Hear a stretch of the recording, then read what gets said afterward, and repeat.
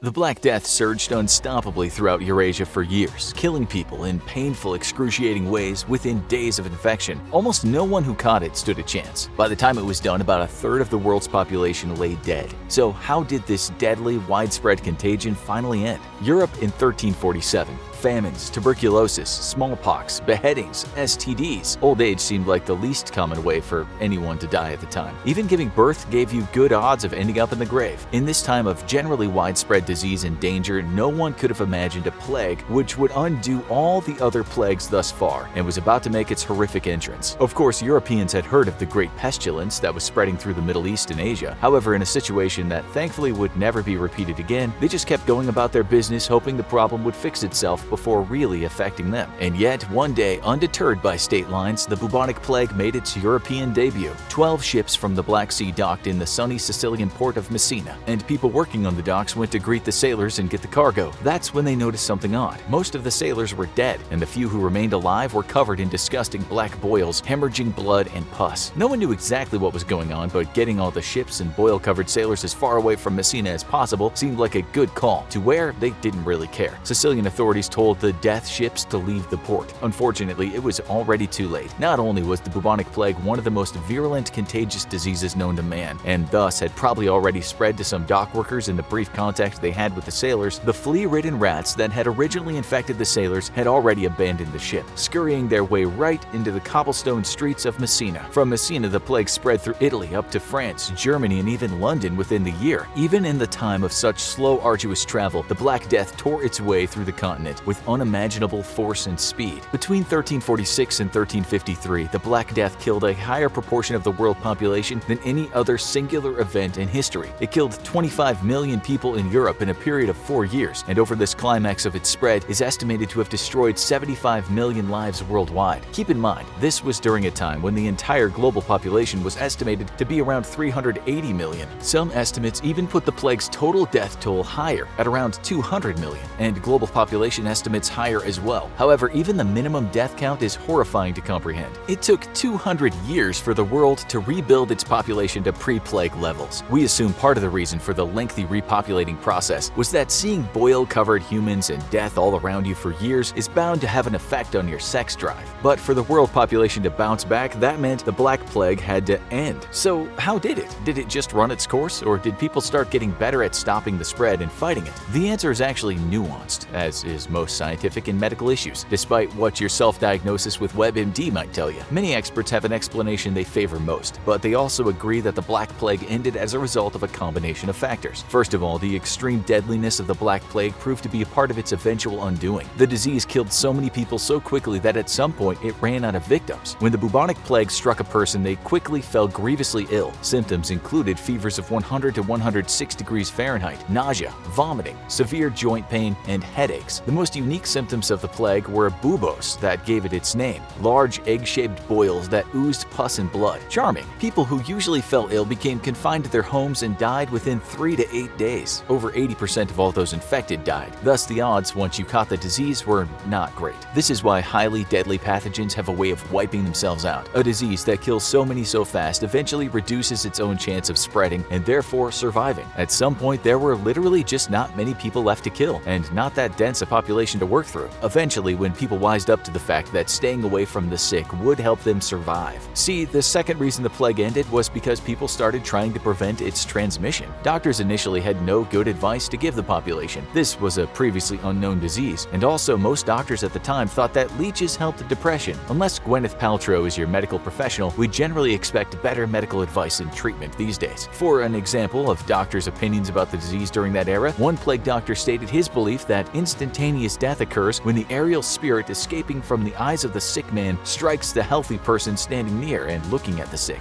He wasn't exactly wrong about the ease of transmission and the fact that the bubonic plague could be spread via the air, but his reasoning as to how and why was suspect. However, despite the horrific state of medicine at the time, people eventually realized that the more they came into contact with others, the more likely they would be to catch this deadly new disease. So people started escaping the big dense cities of Europe and going to the countryside. died. However, the plague carried by fleas on rats and livestock followed them out there as well, so more stringent measures were taken. Store owners closed up shops and stayed home. Priests wouldn't administer last rites. Doctors refused to see patients, and given our previous statements, this was probably for the best. And cremation became extremely popular in order to both minimize the existence of plague-carrying bodies and also save space as corpses quickly filled up mass graves. Tragically, people were even forced to leave their sick and suffering family members behind to have a shot at escaping the plague. Thomas Mokaitis, a history professor at DePaul University, explains that people had no real understanding of how to fight it other than trying to avoid sick people. That's why in Italy, where the disease had first infected Europe, they decided to start a new practice. In the Venetian-controlled port city of Ragusa, incoming sailors were kept on their ships in isolation for 30 days. Eventually, the isolation period increased to 40 days, which in Italian was called quarantino. This led to the origin of our current word that we've become way too depressingly familiar with, quarantine. The practice worked, as incoming cases of bubonic plague were greatly reduced. Even with quarantine procedures, however, what was to be done about the fleas and rats transmitting the disease? These two animals still carried the bacteria, known as Yersinia pestis, that spread the plague. Well, most European cities decided that greatly improving their sanitation procedures would help in this regard, as it does in most regards actually. It turns out that the cleaner a place is, the less fleas and rats tend to congregate there, as most students discover after freshman year in their college dorms. People also strive to improve their personal hygiene, which helped to keep even more fleas at bay. Again, we're unsure why this wasn't a thing before, but apparently people learning to wash their hair more than once a month was the tiniest of silver linings to the horrific mass death of the plague. So the deadliness of the plague itself, combined with quarantine procedures and better sanitation, helped curb the spread of the Black Death. What was the final factor that helped put a stop to it? In 2010, researchers collected DNA from mass graves of Black Plague victims and found that the DNA of the bacteria was vastly different from the current form of the plague. It was a far deadlier strain of the disease. As we said before, highly fatal pathogens must eventually find a way to be less deadly in order to keep their own reproduction going. So the evolution of bacterial DNA helped lessen the deadliness of the bacteria. But that's not the only way DNA transformation helped stop the plague. It turns out human DNA mutations also helped it lose momentum. Apparently, a certain DNA mutation that has been shown to help protect against HIV in humans today first appeared in a widespread way in the population in the 1300s. The most likely reason? A widespread fatal epidemic. The disease didn't cause the mutation. It simply disproportionately affected those without it, leading more of those with the mutation to pass down their genes. A combination of all these factors stopped the plague in its tracks. Unfortunately, people at the time also tried to end the Black Death in several ill-advised and horrifying ways. Many believed the plague was in fact God punishing the population for their sins. Therefore, they would have to demonstrate repentance and devotion to God in order to escape the curse. For some reason, some believed the best way to do this was to hunt down and kill anyone they deemed sinful or heretic. When these people asked themselves, what would Jesus do? Their answer apparently was massacre large groups of people, especially Jewish populations, demonstrating that they clearly missed the entire point of their religion. Other less terrifying but equally ineffective remedies involved doctors telling plague patients to bathe in rose water or vinegar to help cleanse the disease out. This worked about as well as anyone would expect, which is to say, not at all. Turns out rose water does little to stop bacteria with an 80% kill rate. Though the Black Death peaked in the years of 1346 and 1353, it by no means went away after that. Smaller outbreaks would resurge for hundreds of years, with the last notable one being the Great Plague of London in 1665. Some believe the Great Fire of London in 1666 helped put a stop to the disease's spread, as it burned many of the rats and fleas carrying it, but most historians and medical experts dispute that story. However, this last big iteration of the disease did inspire the well-known children's nursery rhyme, Ring a Ring of Roses. Londoners thought holding a posy of flowers up to their nose would help protect them from the plague. This explains the lyric Pocket Full of Posies. A tissue,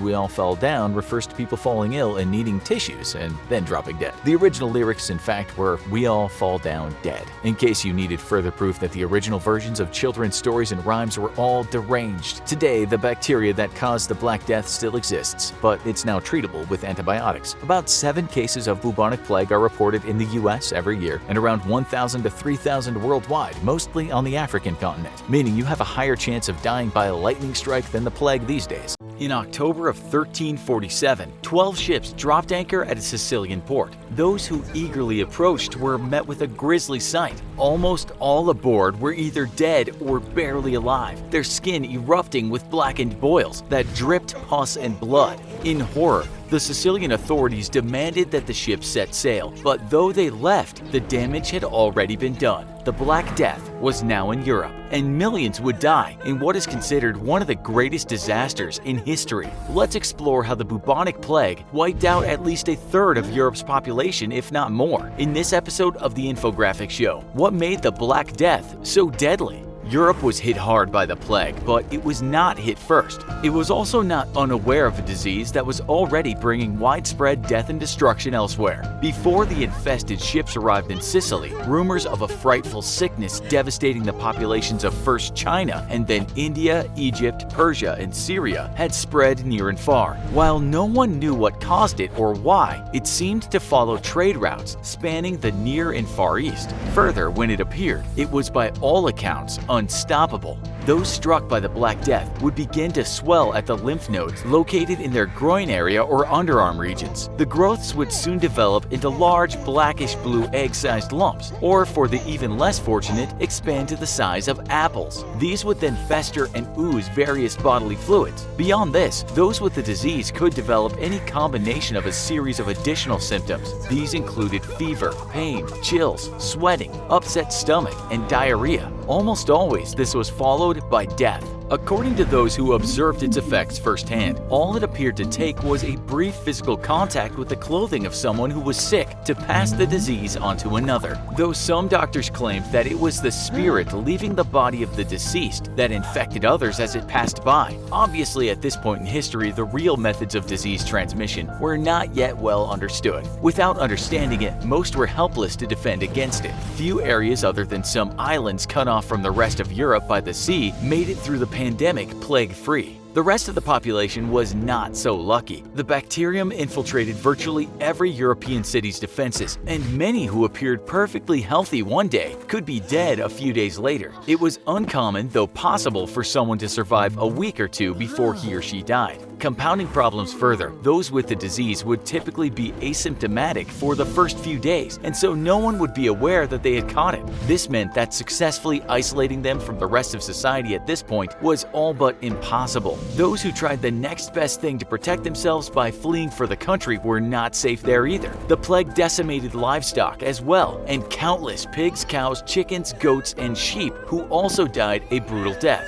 This was such a problem that it led to a shortage of wool throughout the continent. While many European areas had a death figure of around 30%, 90% of the Italian city of Florence perished. Sometimes bodies of the deceased remained where they had died, as there were not enough people still living to bury them. Thousands of French villages, in addition to areas in other locations, were left without a single remaining soul. The Black Death had mercilessly transformed them into ghost towns. In some instances, nature eventually took over, and areas that people once called home were reclaimed by surrounding forest. It took aerial photography following the end of World War I to rediscover these locations as places where men, women, and children once lived. Most estimates place Europe's death toll between 50 and 70 million, or around 30-some%, though the CDC claims it killed as much as 60% of the population, which is considerably more. Worldwide estimates typically range from 155 to 200 million. The world at the time was a mere 500 million people, so nearly half of all its inhabitants, or again, according to some sources, even more, were killed. So how was it that the Black Death was able to spread so quickly and wipe out so many, people and animals alike?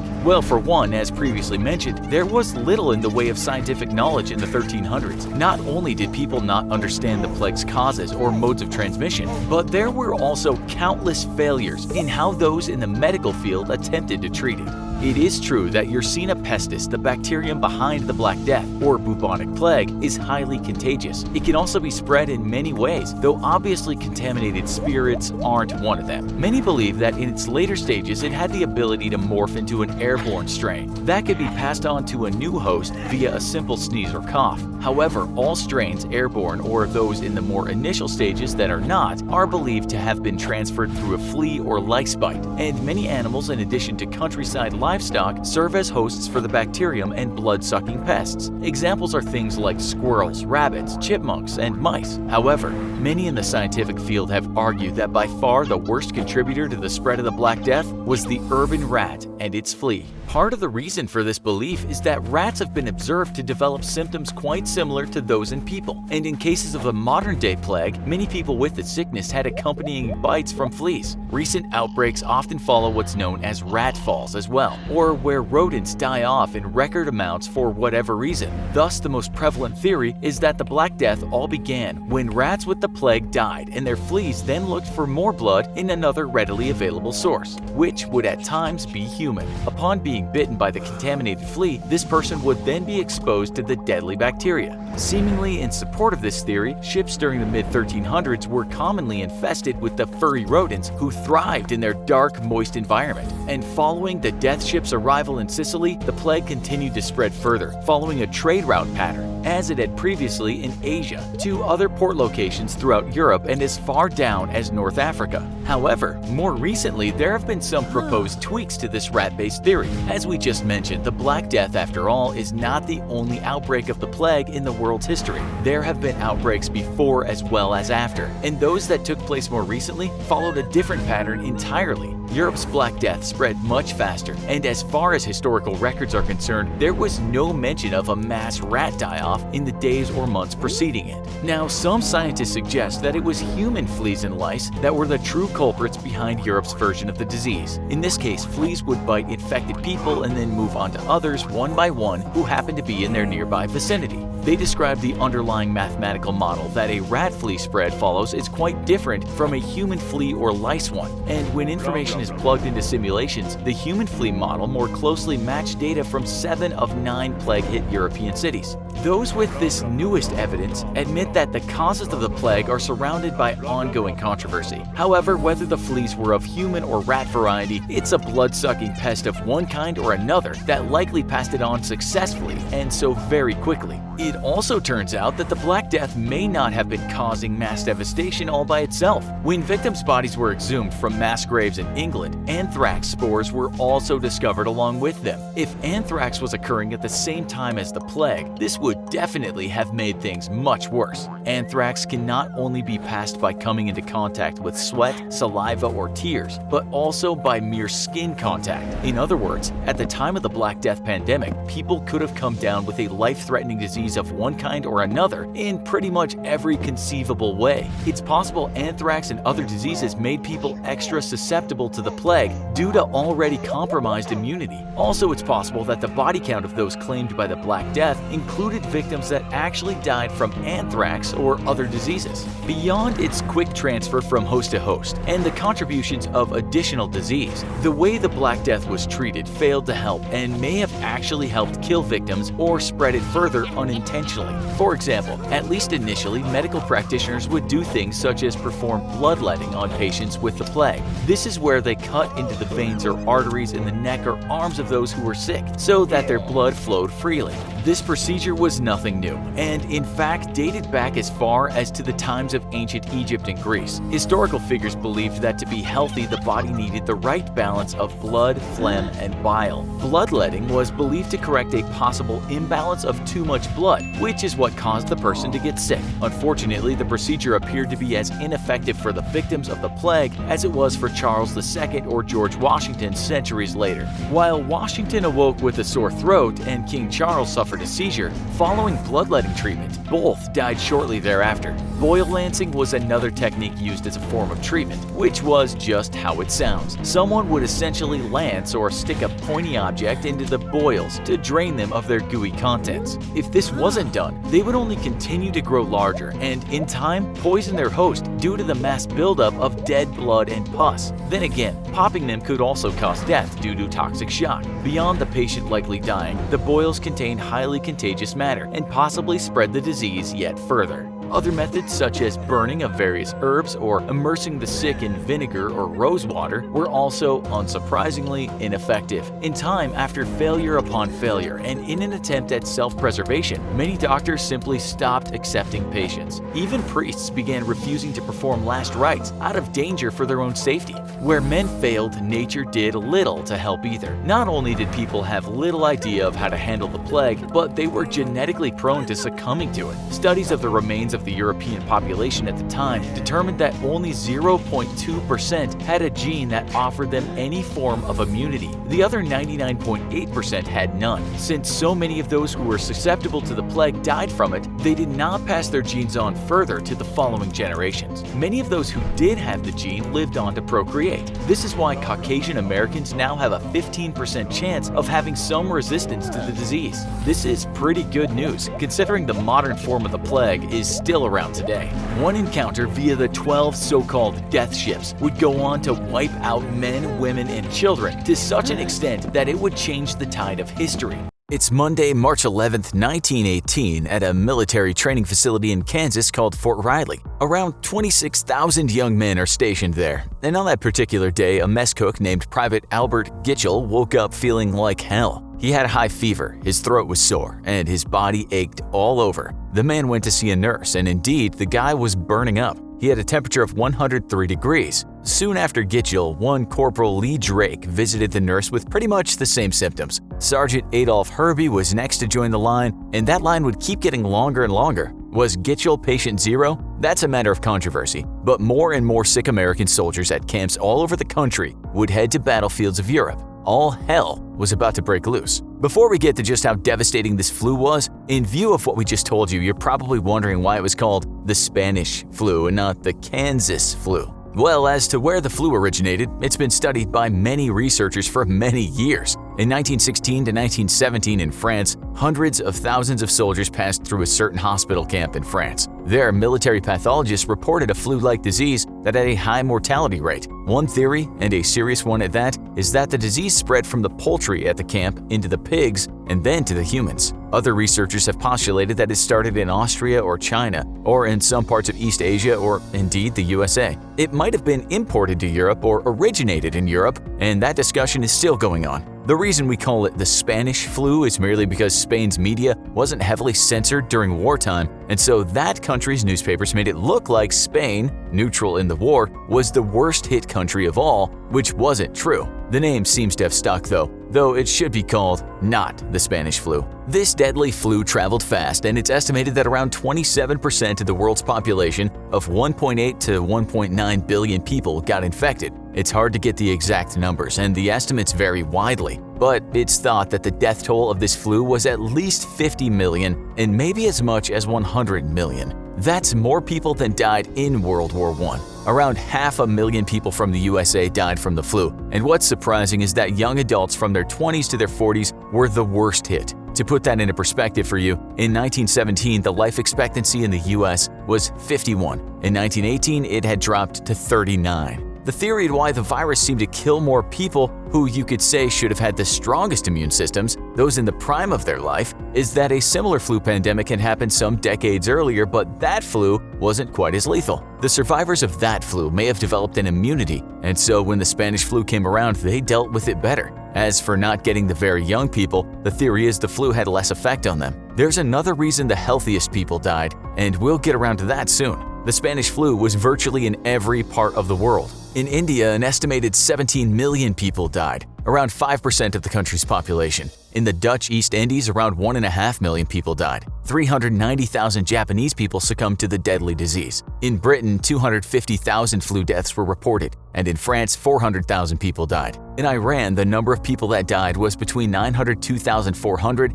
and 2,431,000. Some smaller rural communities were the worst hit in terms of death ratios, and that's because they tended to live in closer confines. For example, in German Samoa, 90% of the population came down with the Spanish flu. 30% of adult men died, as did 22% of adult women, as well as 10% of the children. Few places in the world were not hit by the flu, and that's because they were so remote. For example, islands in Fiji in the South Pacific, called the Lau and Yasawa Islands, had no cases, as did Marajo Island on Brazil's Amazon Delta. Some parts of Alaska were also spared the horrors of the pandemic. We're not going to spend an entire show on the death toll estimates from all over the world because that would take up all the time, and we're sure by now you understand that the Spanish flu wreaked havoc across all four corners of the globe and was one of the most terrifying things that happened in the 20th century. But let's talk about how it spread so fast and why it couldn't be contained. Well, for one thing, infected soldiers living in close quarters and often terrible conditions didn't help matters,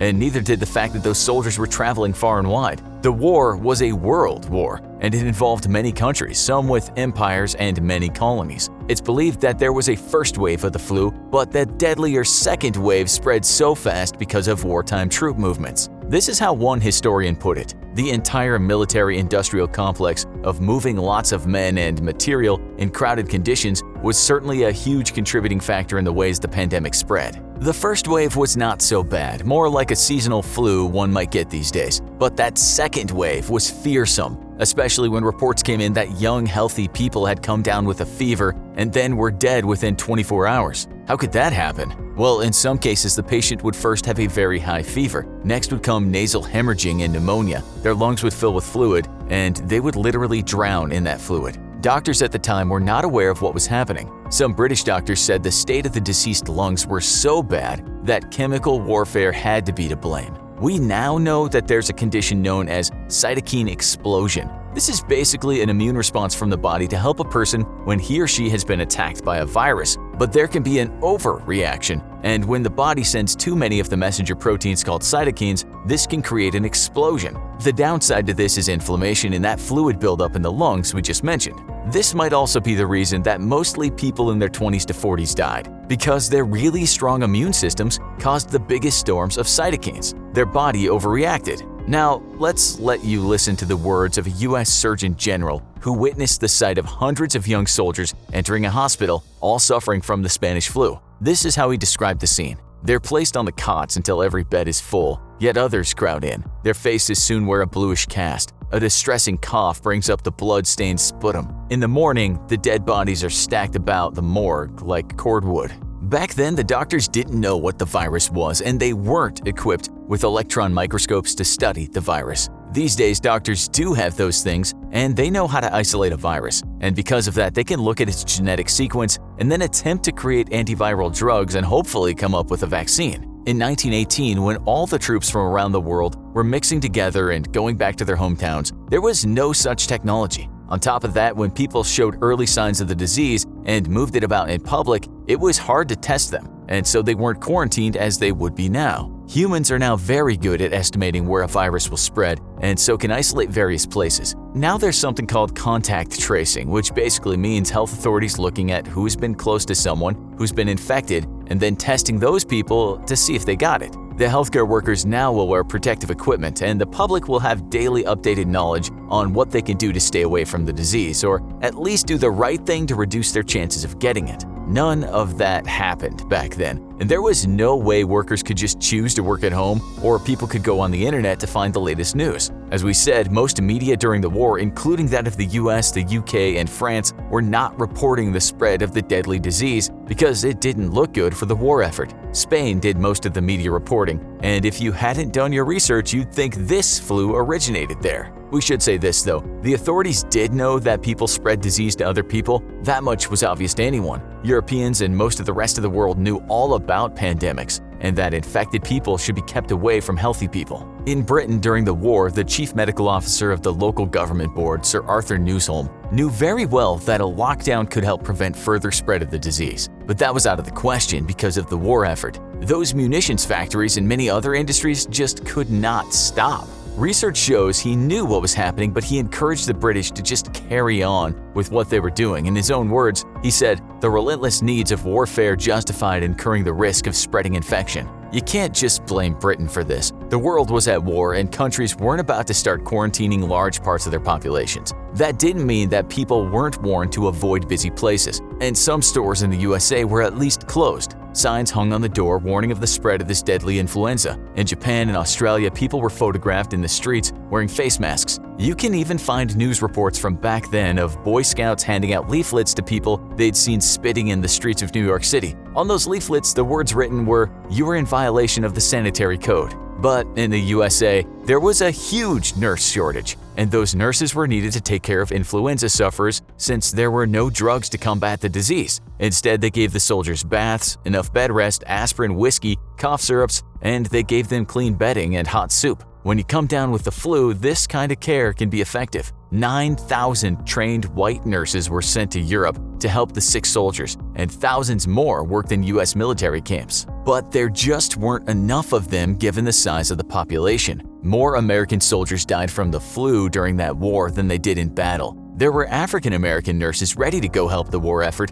but because they mostly graduated from small segregated hospital training schools, they were not utilized where American soldiers and civilians had the flu. And this was sheer madness, and not something that could ever happen in our modern world. But it's just another reason why the Spanish flu was as deadly as it was. It was the same in the civilian hospitals in the US, which were also packed with flu victims. Black nurses, for the most part, were denied entrance. This is what the US National Institutes of Health wrote about that. As a result, by August 1918, civilian hospitals were left with minimal staff, not nearly enough to meet the demands that would follow when flu patients flooded into hospital wards. After the war ended, the American Medical Association wrote that now there was a new challenge in the world, and that was infectious disease. It called this the greatest enemy of them all. At the end of 1918, the cases just kept dropping until it seemed the Spanish flu pandemic was almost over. One theory is that medical professionals became better at dealing with it, but it's more likely that the strain of the disease just mutated into something much less lethal. It wasn't until midway through 1919 that the Spanish flu pandemic was said to be officially over.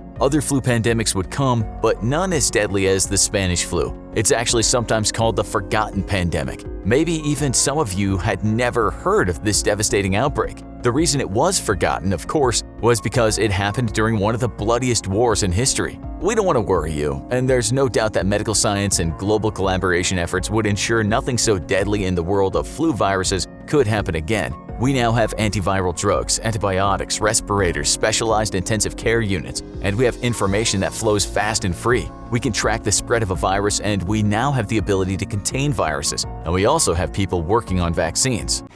September 1999, a woman is driving home from a birthday party when a drunken high school student plows into her car. With her legs trapped under the dashboard, flames begin to lick her face, and soon much of her body is engulfed.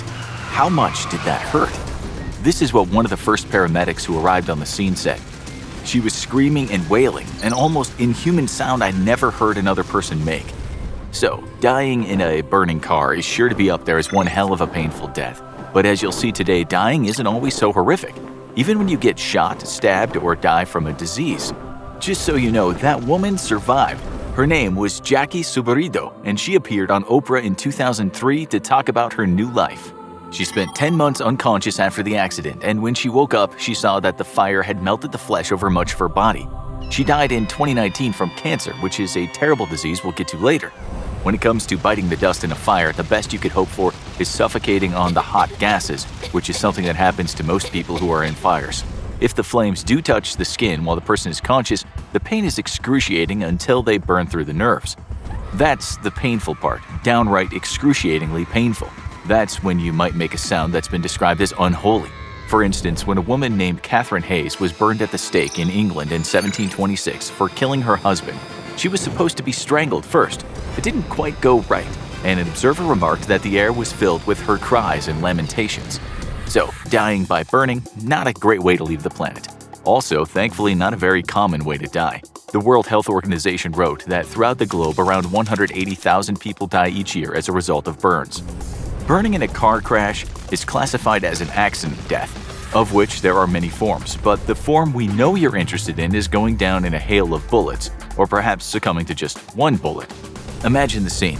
You're walking down the street with a friend and suddenly you hear gunshots. As sometimes happen, you're caught in what's called a crossfire. The next thing you know, you're down on the floor with your buddy clutching your stomach.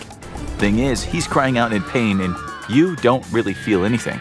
But it is you who's going to die, and he'll be the one to survive to tell the tale. As law enforcement officials have pointed out, when it comes to being shot, you can get hit in a dangerous spot and survive, and hit in a non-lethal spot and die. Also, a slight injury can cause much more pain than a severe injury. It's all about the internal damage and, of course, how fast you get help. For you, you'd feel just like this gunshot survivor said, like a very warm, liquid is just running down my chest. He said he didn't even feel the impact, he just felt the blood. You're bleeding out, but all you really felt was a thud in your chest as if someone had punched you. It can all happen so fast that the initial hit doesn't really hurt. Although we came across one guy who said he was shot in the genitals, and the pain was apparently excruciating. First, there is shock, and then the pain comes in all its glory. The guy who was hit down below was in pain for months. In your case, your friend is rolling around yelping like a dog on fire. That's because he's taken 2 bullets in 2 of the worst places when it comes to pain. One in the knee that has shattered his kneecap, aka patella, and one in the foot that smashed some of those little bones in there. If the patella was smashed, it transmits the pain to other parts of the leg, such as the femur, and that's one reason why getting shot there hurts so much. What has happened to you is the bullet has entered your chest, and because of something called the hydrostatic shockwave, much of the tissue inside your chest has been damaged, including your aorta, the largest artery in your body. The mortality rate for being shot in this place is somewhere between 92 and 100%. Your death is almost painless and very fast. Here's what one guy said happened to him after being shot just before he passed out. When the bullet hit me, surprisingly, it didn't hurt at all, not one bit, which shocked me. I remember thinking, that felt like someone just chucked a small pebble at me. But he could have easily died despite the lack of pain. When this guy finally came around, he explained stage 2 of his injury like this. The bullet entered my side just above my right hip and traversed diagonally upward and lodged itself just below my left ribcage. Instead of pain, there was a burning, aggravating sensation in my stomach area. There's no universal feeling when you get shot. Survivors talk about feeling numbness, to just having a bizarre feeling, to pins and needles, to a dull ache, to getting hit with a baseball bat or even stung by something. Some of those people said the treatment hurt more than the initial contact, possibly because of the initial kick of adrenaline. If it is indeed a fatal shot and your blood pressure drops catastrophically, you are in more shock than pain. You'll feel confused, you'll start struggling to keep conscious, and within just a couple of minutes you can be dead. It can be fast, and just be glad that you didn't get shot in the stomach. That is extremely painful as toxins are released into other organs. As the experts say, this kind of ordeal can cause multisystemic traumatic injury, meaning the bullet inside you can cause all kinds of damage. Without treatment, this could lead to peritonitis and deadly sepsis. It would be an awful and exquisitely painful way to die. You can easily die from being shot in the leg if the arteries are damaged. We found a guy who shot himself just above the knee, and the coroner ruled the cause of death was from a buildup of blood around the heart, something called cardiac tamponade. This happened when his iliac arteries were damaged, arteries that provide blood to the pelvic area. We don't know what happened to him, but we do know what happened to a soldier named Nick Lavery after he'd taken a bullet to the leg in Afghanistan. The brave man subsequently put himself on the line of fire to save an infantryman, but despite the movie-like heroics, that one shot was a lot worse than a Hollywood movie might suggest. The guy described as almost indestructible was hit close range by a bullet from a PKM 7.62mm machine gun. The medic later said it couldn't have been much worse since the bullet shattered his femur, a very painful injury, and severed his femoral artery. His heart then started pumping large amounts of blood to his leg, and the medics saying he would certainly have died without fast intervention. He still lost his leg above the knee. In U.S. war zones, 90% of preventable deaths are due to uncontrolled bleeding, but if someone is there to stop the hemorrhaging, a person can usually survive. That same medic said sometimes men die from a collapsed lung when people are shot in the chest, something that's highly distressing and painful. Air builds up between the lung and the chest wall, and it keeps building. That's when you might see someone with blood coming out of their mouth. It's enough to shock anyone, especially as breathing is so hard. Then the low oxygen levels, also known as hypoxia, can lead to unconsciousness. Blood loss can lead to shock, and the person can easily die a very horrible death. We found a guy who was shot in his lung and other parts of his body during a burglary. He almost died and said it was the worst experience of his life. In his own words, he said, lying there with a hole in your lungs and liver, with your girlfriend crying over you, lying there uncertain of what just happened, not knowing what to do, not knowing if you're going to die, that part hurts. But that's just it. With so much adrenaline helping him cope, he said the mental anguish of losing his life was worse than the physical pain. Everyone is different, of course, but getting shot in the lung or bleeding out from a shot in the leg is always a terrifying ordeal. If you think dying by someone else's bullet could never happen to you, a paper published in the U.S. National Institutes of Health said firearm homicide is the second leading cause of injury and death among youth 10 to 24 years of age. That is in the USA at least. If you were in, say, the UK, things might be different. Since you can't buy guns with the same ease as in many parts of the US, extreme violence is often perpetrated with a knife, but cold, hard blades can be just as deadly. According to a study undertaken by the Impalement School of Medicine, 1/3 of the patients they studied with bullet wounds died, while only 7.7% of patients with stab wounds died. Many stabbing survivors have talked about their ordeal online, with a lot of those folks saying that they felt like they'd been punched. One of them said, "I never felt the actual stabbing, but I heard a girl screaming that he'd stabbed him, and the realization of a warm, wet patch on my then slender tummy. Knives might not seem as dangerous as guns, but it's so easy to have a major artery hit and die from blood loss. If you're unlucky enough to be hit in a major organ, not much can be done to save you. Victims are often in too much of a state of shock to really understand the pain. But as they bleed out, they will start to look very pale. They might also get a headache and feel nauseous. That's what happened to MMA fighter come Major League criminal Lee Murray. This is what he said happened after he got stabbed. Blood was literally flying out of my chest like a yard in front of me. This is how he described the pain. I didn't feel nothing at all. We'll come back to arguably the most painful kind of accidental death later, but let's now discuss what will likely take many of you from this earth, statistically speaking. Imagine it's just a few years from now and you've got a ringside seat in the metaverse, watching Jake Paul come out of retirement to fight a partially blind 75-year-old former boxer with debilitating arthritis in his hands. The mismatch has made you furious, and since you're incredibly unhealthy, that fury plays havoc on your tender heart. The buildup of plaque in your arteries means you have coronary heart disease. As Paul goes down in the third and starts to cry, you stand up from your chair and scream for joy. You see stars, you become lightheaded, a sudden sharp piercing pain in your chest spreads out across your torso. You, my friend, are having a heart attack, aka myocardial infarction. People have explained the feelings as a fullness in the chest or like someone sitting on your chest. It often comes with pain that's been described as uncomfortable to intense. Britain's NHS writes that some people might not feel much at all, maybe just some dizziness or indigestion.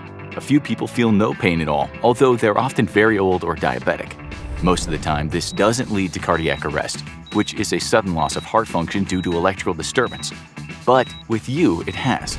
Since you're at home and not in the hospital, you have less than a 10% chance of survival. You fall to the ground and die. Game over. That wasn't so painful, was it? There are many ways cardiac arrest might happen, not just when you have coronary heart disease. In some very rare cases, a jellyfish sting can lead to cardiac arrest, or perhaps when a person has gone too far with certain drugs. Let's stick with drugs. In 2021, the CDC wrote, drug overdose deaths in the US top 100,000 annually. That was more than falls and traffic accidents added together. It's sad to say that drug overdose deaths have been going up and up in the US for years now. The CDC writes that synthetic opioids, mainly fentanyl, have led to many of the deaths, as have semi-synthetic opioids and lesser-so stimulants, such as methamphetamine and cocaine. With the latter, an overdose could lead to a seizure, stroke, or even a heart attack. But the one thing you've all seen on TV is paramedics slapping people around the face and perhaps giving them a shot of something after they've taken too much of a certain opiate. According to recent media articles, since the beginning of the USA's opioid crisis, there have been over 1 million opioid overdose deaths. So this is really something we can't leave out of the show. What does it feel like? In short, when a person overdoses on heroin, they might look like they're unconscious or very close to it, and in some cases their muscles might spasm. There's also a triad of things going on, which is the loss of consciousness, tiny pupils, and something called respiratory depression. Opioids affect part of the central nervous system associated with breathing. As you know, not breathing is generally not cool for humans. It can lead to something called hypoxia, which means tissues in the body are not getting enough oxygen. The method used to save them is often a shot of opioid receptor antagonist medication that reverses opioid intoxication. This is what one person said about his overdose when he mixed oxycodone with Valium. I was told I instantly slumped over in the car seat with my head very nearly between my legs. Someone asked if I was okay. Apparently, I responded I was fine. Instinct must have taken over. I was asked again, no response. The third time I answered the same, that I was fine. Then I stopped breathing. Another person wrote about her overdose, saying, I got off my bed and started to walk around. Within 5 seconds, I knew I was in serious trouble. I fell to the ground, my vision started to collapse, I could see, then I couldn't, and this happened in waves. My chest felt very tight, so tight that I couldn't breathe. I was making all sorts of noises trying to breathe. So perhaps not painful, but scary for some. But it's not only drug abusers who die from opioid overdoses. Sometimes people taking the drugs for certain kinds of pain can one day slip over the edge. One of the pains associated with pain relief drugs is cancer, something that happens when your body produces too much abnormal cells and your immune system can't stop reproduction. When the cancer overwhelms vital organs, it can spell the end of your life. You need to know how it might feel dying from it, since statistically there's a high chance you'll go this way. Cancer is a tricky one because there are over 100 kinds of it that can affect all parts of the body, and the conditions can give people varying amounts of pain. That's why some cancers are called silent killers, because people might not know they have it until it's too late. Studies tell us that 90% of cancer sufferers will experience pain at some point through the crisis, but that pain could be anywhere on the pain scale. For instance, a study undertaken in the Netherlands reported that only 1 in 4 cancer sufferers described their pain as intolerable. According to the CDC, in 2019, the most common cancer that killed people in the USA was lung cancer, which was associated with 23% of all cancer deaths. Other common killers were cancers of the colon, the pancreas, the female breast, and the prostate. The problem with lung cancer is that it can indeed be a bit of a silent killer, with many people finding out they have it when it's already progressed. Sometimes the person might have a constant cough, or lung infections that come back. Sometimes chest pains when the tumor presses on the nerves. They might also feel nothing and be dead in 2 weeks. A woman who was diagnosed with breast cancer said this about her pain. Initially, I did not have any pain, but noticed the lump first. It was 6 centimeters in diameter, so it was big enough to see when I looked in the mirror. But within a week, I was in a lot of pain.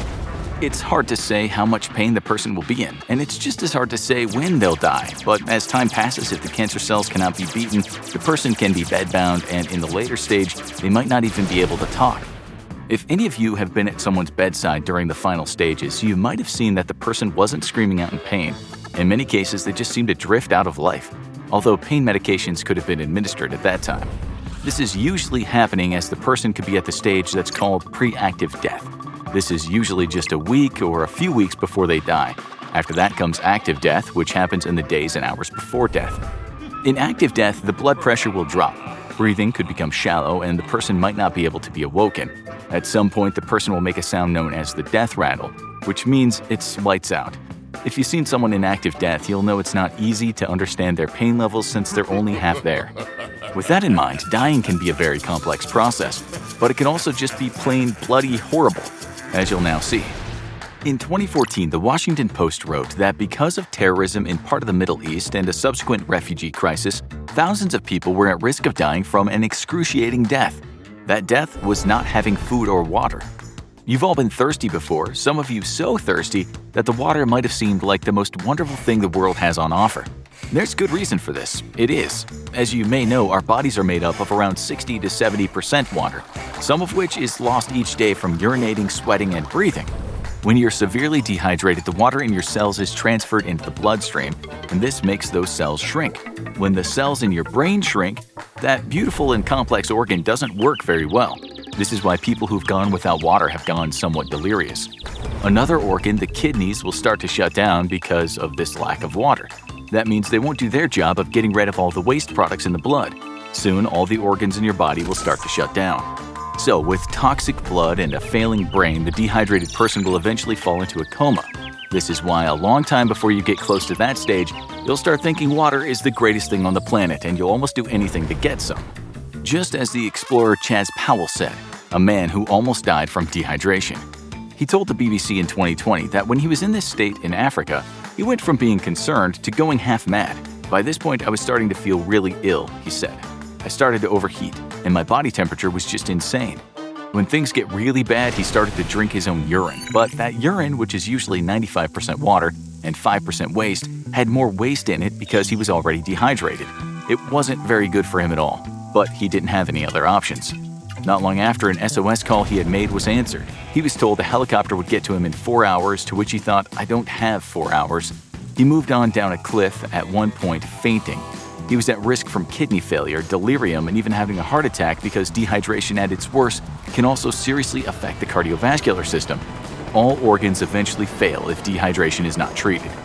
He survived, but had he died, it would have been a really horrible way to go. Needless to say, going without water or food is one of the worst ways to die, both of which at the end lead to multiple organ failure. We can't imagine that something like starving to death could be anything but horrific. This is why during great famines, some people have turned to cannibalism out of sheer desperation. With starvation, your body literally starts eating itself. Once the fat's gone, it starts taking the muscles, and after that, the vital organs are affected in a bad way. It's hard to say just how long it takes because everyone is different. But an article in the British Medical Journal mentioned a bunch of hunger strikers who were stopped somewhere between 21 and 40 days because the people who were starving were on death's door. The cause of death is often disease, since without food the body's immune system can't function properly. This is a very slow death, and while the pain might not be acute, the long process must be extremely difficult. Just to give you a real-world example, one person said this about his lucky escape from starvation.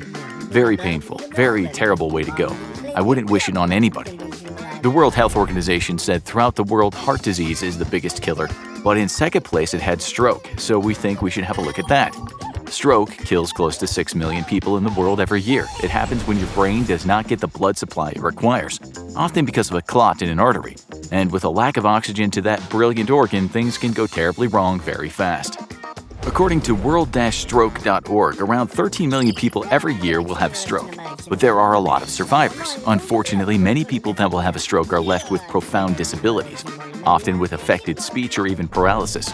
When the stroke is termed catastrophic, well, the person might lapse into a coma that they never come out of. But what we want to know is, does it hurt dying this way? People who've arrived at the hospital after a stroke are very confused, although they don't usually scream out in pain. They might have slurred speech, the loss of some bodily functions, or they might have a facial droop, but they don't seem to be hurting all that much. Here's an example. A guy named Doug Tapking said he was waiting for his steak in a restaurant in California when things started to get weird. His friends told him he was mumbling. In his own words, he said, "My right arm came up without any trouble, but my left arm was limp at my side. So I reached out and grabbed my left arm at my wrist, I kind of pulled it up to my chest level. And I let it go, and it just immediately fell into my lap. At that point, I vividly remember saying to myself, oh crap, I'm having a stroke." But for others, it can indeed be very painful. A woman named Mari Mendenhall said the pain was so intense, it felt like an explosion in her brain. She, like many stroke victims, had some fairly serious disabilities to deal with after. In conclusion, you could die from a stroke and not feel that much pain. Your sweet life could be over before you had much time to think about pain. Now for two more things that come very high on the list of how you might die. They are chronic obstructive pulmonary disease, or COPD, and liver disease. These two get a special mention because the death is usually very gradual. They might also be the result of some not-so-great life choices, such as smoking for many years or habitual boozing for breakfast. With both these diseases, the problem is when they're at the most severe stage, they often affect your well-being to the extreme. With COPD, your lung capacity might be so low that it's very hard to breathe. This can also be very painful because it makes the lungs blow up and creates a lot of pressure on the chest wall, as well as the spine and the diaphragm. The son of a man that died from COPD said at one point in time all his energy was spent just trying to breathe. So yes, dying slowly from this might cause significant pain, but close to the end, the person would usually be in hospice and loaded with drugs. As for liver disease, people get non-alcoholic liver disease and alcoholic liver disease. We tend to think of the hardening of the liver, or cirrhosis, happening mostly to people who drink a lot, but the majority of people get it from inherited conditions, obesity, and infection. This is one of the world's biggest killers. It's another one of those silent killers too, because often people don't feel pain until they have a severe form of cirrhosis. We looked at the British Liver Trust Forum in the UK, and people there said things like, don't read the internet, because you'll end up thinking you'll be dead in a minute. Many of those people said sometimes they had pain where the liver is, but many said they didn't suffer from much pain. But in the end stage, 82% of people will feel pain, usually the chronic kind. Sometimes the liver damage causes fluid retention, and that can enlarge the spleen, causing pain in the abdomen.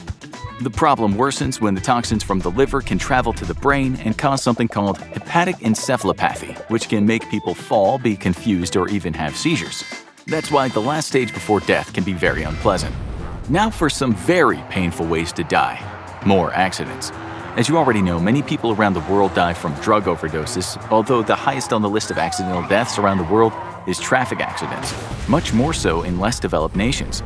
In the US in 2020, Reuters reported that 38,680 people died in road accidents out of 3,358,814 total deaths. That was with the extra COVID deaths. These are big numbers, and that's why the WHO says there are around 1.3 million deaths from traffic accidents globally. You already know about burning to death, which is one of the leading causes of accidental death in the world, and that can happen in a car crash. But the main reason you might die in a traffic collision is the fact that you suffer severe trauma to a part of your body, especially the head. With a severe traumatic brain injury, you could be dead and not feel a thing. Although, if you die from internal bleeding, there can be severe pain and then shock. This severe trauma can affect any part of the body. And if you've ever seen someone in the hospital after they've been smashed up and broken many bones, well, often they're screaming out for mercy. Sometimes that person could have a complete amputation of a body part, which happens more often with motorcycle accidents. If they're not unconscious, they'll likely be very confused and dizzy. The next stage could be shock, and if that happens, Even if the person gets to the emergency room, there's only around a 20 to 50% chance of survival. This is how one survivor described his motorcycle accident. He said, "I remember tumbling violently, then sliding into the curbs ankle first, then continuing to slide. I tried to get up, but still sliding and ate it again, then continued to slide on my back." He looked down where he stopped and he saw a lot of blood, including what he described as the inside of his ankle. Weird thing is, his other leg hurt much more, even though that was intact. He added, "I was conscious during the whole thing, from start till surgery. I had to sit in pain for 10 minutes in an ambulance, 15 minutes for them to get me into the ambulance, and 20 minutes for the hospital." Somebody collected the bit of his leg that was missing and put it in a bag. So little was left that the rest had to be amputated. Amputation can also be a consequence of a car crash when someone's legs are crushed, a feeling described as intensely painful. The femur, sometimes said to be the most painful bone to break, can also be shattered. When you break the strongest bone in your body, you may also cause nerve, tendon, muscle, and ligament damage, and with the bone being so big, you feel a lot more pain. Crushing injuries cause the most extreme pain imaginable, which is why victims are often given ketamine and morphine. And in some cases, this is not enough, and these poor victims end up screaming in pain until their untimely death. Such injuries are common in earthquakes, with one in New Zealand mentioned in a research paper as causing severe neuropathic pain after the initial injuries. That's pain related to your nervous system not working right. Still, a young man who survived an earthquake in the US and was lucky to survive said, "I thought I was paralyzed. I couldn't feel my legs. I couldn't feel my back." Spinal fractures are very complicated but often come with lots of pain. So, with a traffic accident and accidents that might cause similar injuries, there could be incredibly severe pain right before death. But it might also be over before you know what's happened. The next way to die, we think, is about as bad as it gets, for a very short time at least. When it comes to accidental deaths around the world, drowning kills a lot of people. The WHO reported in 2019 that 236,000 people drowned to death in the entire world. In comparison, the WHO said that same year, there were 684,000 fatal falls globally and close to 500,000 deaths due to illicit drug use. Smoking kills around 8 million and booze around 3 million, while homicide deaths numbered around 460,000. But let's stick with drowning. There are countless people who've almost died from drowning, and every one we looked at had a different take on the pain. There's a misconception that drowning is a peaceful experience. It's harrowing, and when your lungs fill with water, there is certainly pain. When you first swallow the water, you go into what's called fight or flight mode. But what happens then is the airways close themselves, so more water can't get in. After that, it should take around 2 minutes for the person to pass out. At this point, they can still be resuscitated. Obviously, the person doesn't know what's going on at that stage. Their heart will begin to slow, and they might go into something called hypoxic convulsion, which is a kind of seizure that occurs when the brain is robbed of adequate oxygen flow. Then, when the brain, heart, and lungs are beyond repair, there's death. This should take between 4 and 6 minutes. One person described it like this: "Long before that struggle is over, your throat is on fire, agonizingly on fire. Your throat closes up and you start to feel that your lungs couldn't possibly hurt more. This is a kind of torture, although we found quite a few cases of survivors saying when they let go, a kind of peaceful state did occur." One such person said, "After some time, things start to get black and you start to feel a sort of peace. Ironically, you stop trying to float and you just let yourself go." We also found a fair bit of data about people seeming to find some kind of peace just before death. According to Scientific American, it's not unusual for people to have a near-death experience and live to tell people they went to a kind of paradise where everything was just perfect. Some see angels, some meet loved ones, some go to distant lands and trip like they've had a big hit of DMT. In fact, a paper published in Frontiers of Psychology said that a near-death experience for some is like a blissful psychedelic experience. Scientists don't really know why, with the paper saying this warrants further investigation. These strange experiences also feel very real. In a paper published in the US National Institutes of Health, just over 1,000 people who had near-death experiences were asked how real their experience felt. 95.6% of people ticked the "experience was definitely real" box. 4% said probably real, 0.3% said probably not real, and 0.1% said definitely not real. We're all going to die someday, which is scary, but it's also something we might think about now and again, so we embrace life right now. There's also a big payoff to death, which is the absence of pain. Let's hope when we go, it's not just blackness we experience at the edge of life, but what this person experienced. "I found myself in a meadow, mind cleared, identity intact. The meadow was lit with this glorious radiant light, like no light I've ever seen, and a gentle inner glow shone from each and every plant. Germs, they're everywhere and they're always trying to kill you. Right now, as you sit at your computer or watching on your phone, all manner of deadly germs are crawling all over you. Your hands, your chest, your face, in your mouth. There's nowhere they can't reach. Right this second, you have a 25% chance of carrying deadly Staphylococcus bacteria of staph infection infamy. Luckily for you though, much like your own farts, your staph bacteria are generally harmless to you. But staph bacteria from another person can give you a deadly infection. And if you're wondering where it lives, well, that answer is pretty much everywhere, to include your skin, eye, nose, and mouth. Generally though, it's bacteria that doesn't normally live on the human body that's deadly. And throughout history, mankind has been decimated by all forms of plagues. But what were the deadliest plagues in history? Native American smallpox. Back in the 15th century, Europeans who weren't Vikings discovered the New World. And shortly after the discovery, they made friends with the local natives, and nothing bad ever happened after that. Just kidding. Europeans very quickly got to work on their favorite historical pastime, subjugating and brutalizing native populations. This time though, they had some extra help in the form of all manner of bacteria and viruses that Native Americans had never encountered before.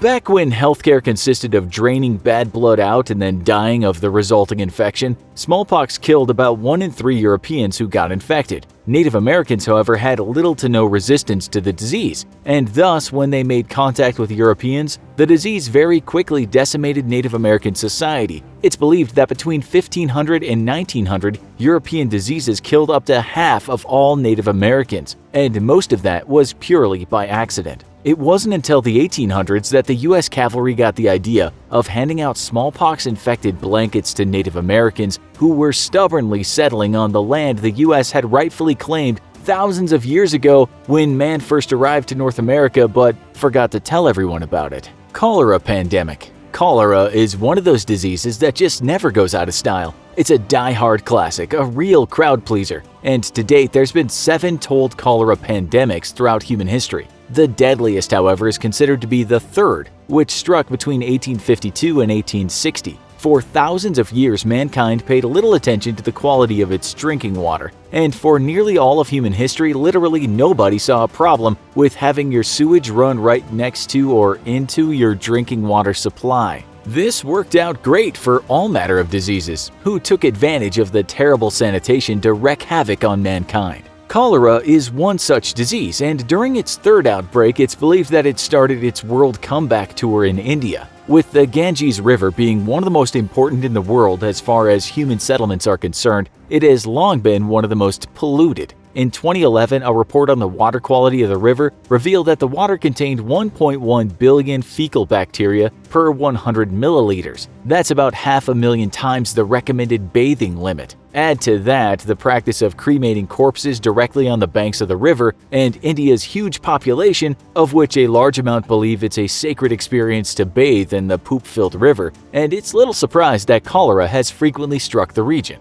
During the third outbreak, though, cholera first struck in India, then spread to Afghanistan and slowly across to Russia, where it killed an estimated 1 million people. From Russia, it made its way to Europe and to Africa, finally landing on the shores of America. Antonine Plague. Back in 165 AD, Rome had about 200 good years left in her, and the plague that struck her from 165 to 180 AD is believed to have hastened her downfall. Today, nobody knows exactly what disease struck the Romans, as back then doctors were just as likely to feed you mercury to cure your cough or give you mercury for your back pain. Seriously, those guys loved mercury, and it's little surprise so many prominent Romans were crazier than a barrel of angry monkeys. With an estimated death toll of 5 million, whatever plague struck the Romans, it was clearly devastating, and symptoms included fever, diarrhea, and inflammation of the throat. In some cities, up to 1/3 of the population succumbed to the plague, and today historians believe that the culprit was either measles or smallpox. Luckily today, we don't have to worry about either of those two devastating diseases thanks to vaccines. Except yes, we do, because anti-vaxxers have refused to vaccinate their children, leading to modern outbreaks of diseases mankind had all but eradicated. Third, bubonic plague. If cholera is a classic, the bubonic plague is a downright golden oldie. If you've seen our previous episode on the Black Death, you'll know that this disease is caused by a nasty little bacteria who likes to take over your lymph nodes and then literally makes your body kill you. In 1850, Chinese prospectors and entrepreneurs flooded the western Yunnan region in search of minerals and ores. Soon the population had exploded to over 7 million, and this created the perfect conditions necessary for the plague to revisit humanity. Plague-infected fleas were soon biting all manner of people, acting as the primary vector between the yellow-breasted rat and humans. When Han Chinese and Hui Muslim miners got into armed conflict over the mineral wealth of the area, the plague exploded onto the scene. Thanks to the displacement of huge populations due to armed conflict, the plague made its way east toward China's shores. There, it would kill 100,000 people in Hong Kong and 60,000 in Canton. Aboard trade ships, the disease made its way to India, where it would go on to kill 10 million. Over the next 30 years, it would kill another 12.5 million. On a bright note, the restrictive actions of the British government in trying to contain the plague would foster much of the discontent that would later lead to an Indian independence movement. Plague of Justinian. 400 years after the Antonine Plague, rats in a grain shipment from Egypt brought the deadly bubonic plague back to Europe. In 541 AD, half of the population of Constantinople, then the capital of the Western Roman Empire, died to the plague, and from there the disease spread across Europe. Incredibly, historians believe that the bubonic plague actually prevented the rise of a new Roman Empire, as it weakened the Western Roman Empire so severely that it was unable to triumph over the Goths and reunite the Eastern Roman Empire with the West into a new Roman Empire. After killing between 25 and 100 million across Europe and Asia, the plague once more faded, though it would return sporadically until the last outbreak in 750 AD. As if killing hundreds of millions of people throughout history wasn't bad enough, we also have the bubonic plague to blame for the failure of Constantinople to reunite the Roman Empire, and there's no telling what the world of today might look like if a unified Rome had averted the Dark Ages. HIV/AIDS. Ask anybody who grew up in the 80s what the most feared acronym they ever heard was, and they'd tell you without hesitation, it's AIDS, a disease originating in Africa. It first struck the civilized world in a major fashion in America, where it was initially identified in homosexuals. This unfortunately led to the stereotype that HIV or AIDS was only a gay disease, and thus a lack of safe sex techniques between heterosexuals quickly led to the disease infecting millions around the world. Today, 600 people a day contract HIV, and in some parts of Africa, as much as 15% of the population is infected. As of 2017, 39 million people already have died of HIV, out of 76.3 million who have been infected. Thanks to safe sex practices and education, infection rates have finally slowed, and the world seems to be on the other side of the peak of the HIV pandemic, though not by far. New treatments offer ways to cope with the disease and even prevent its outbreak from HIV into AIDS, but these treatments are expensive, and the populations that need them the most, poor third world individuals, simply can't afford them. A failure to treat these vulnerable populations inevitably leads to infections across the rest of the world thanks to our modern interconnected world. Standing for Acquired Immune Deficiency Syndrome, AIDS is a condition caused by the human immunodeficiency virus or HIV. AIDS can take years to manifest, but when it does, it's characterized by HIV's aggressive attacks against the immune system, destroying white blood cells and T cells, which help fight off infections. Your immune system is constantly working to keep you healthy, and our environment is swarming with all manner of harmful bacteria, viruses, and fungi, which are looking to turn you into a snack. Without your immune system working properly, AIDS leads to death from all manner of secondary infections and, unless treated early, is almost certainly fatal. Spanish flu.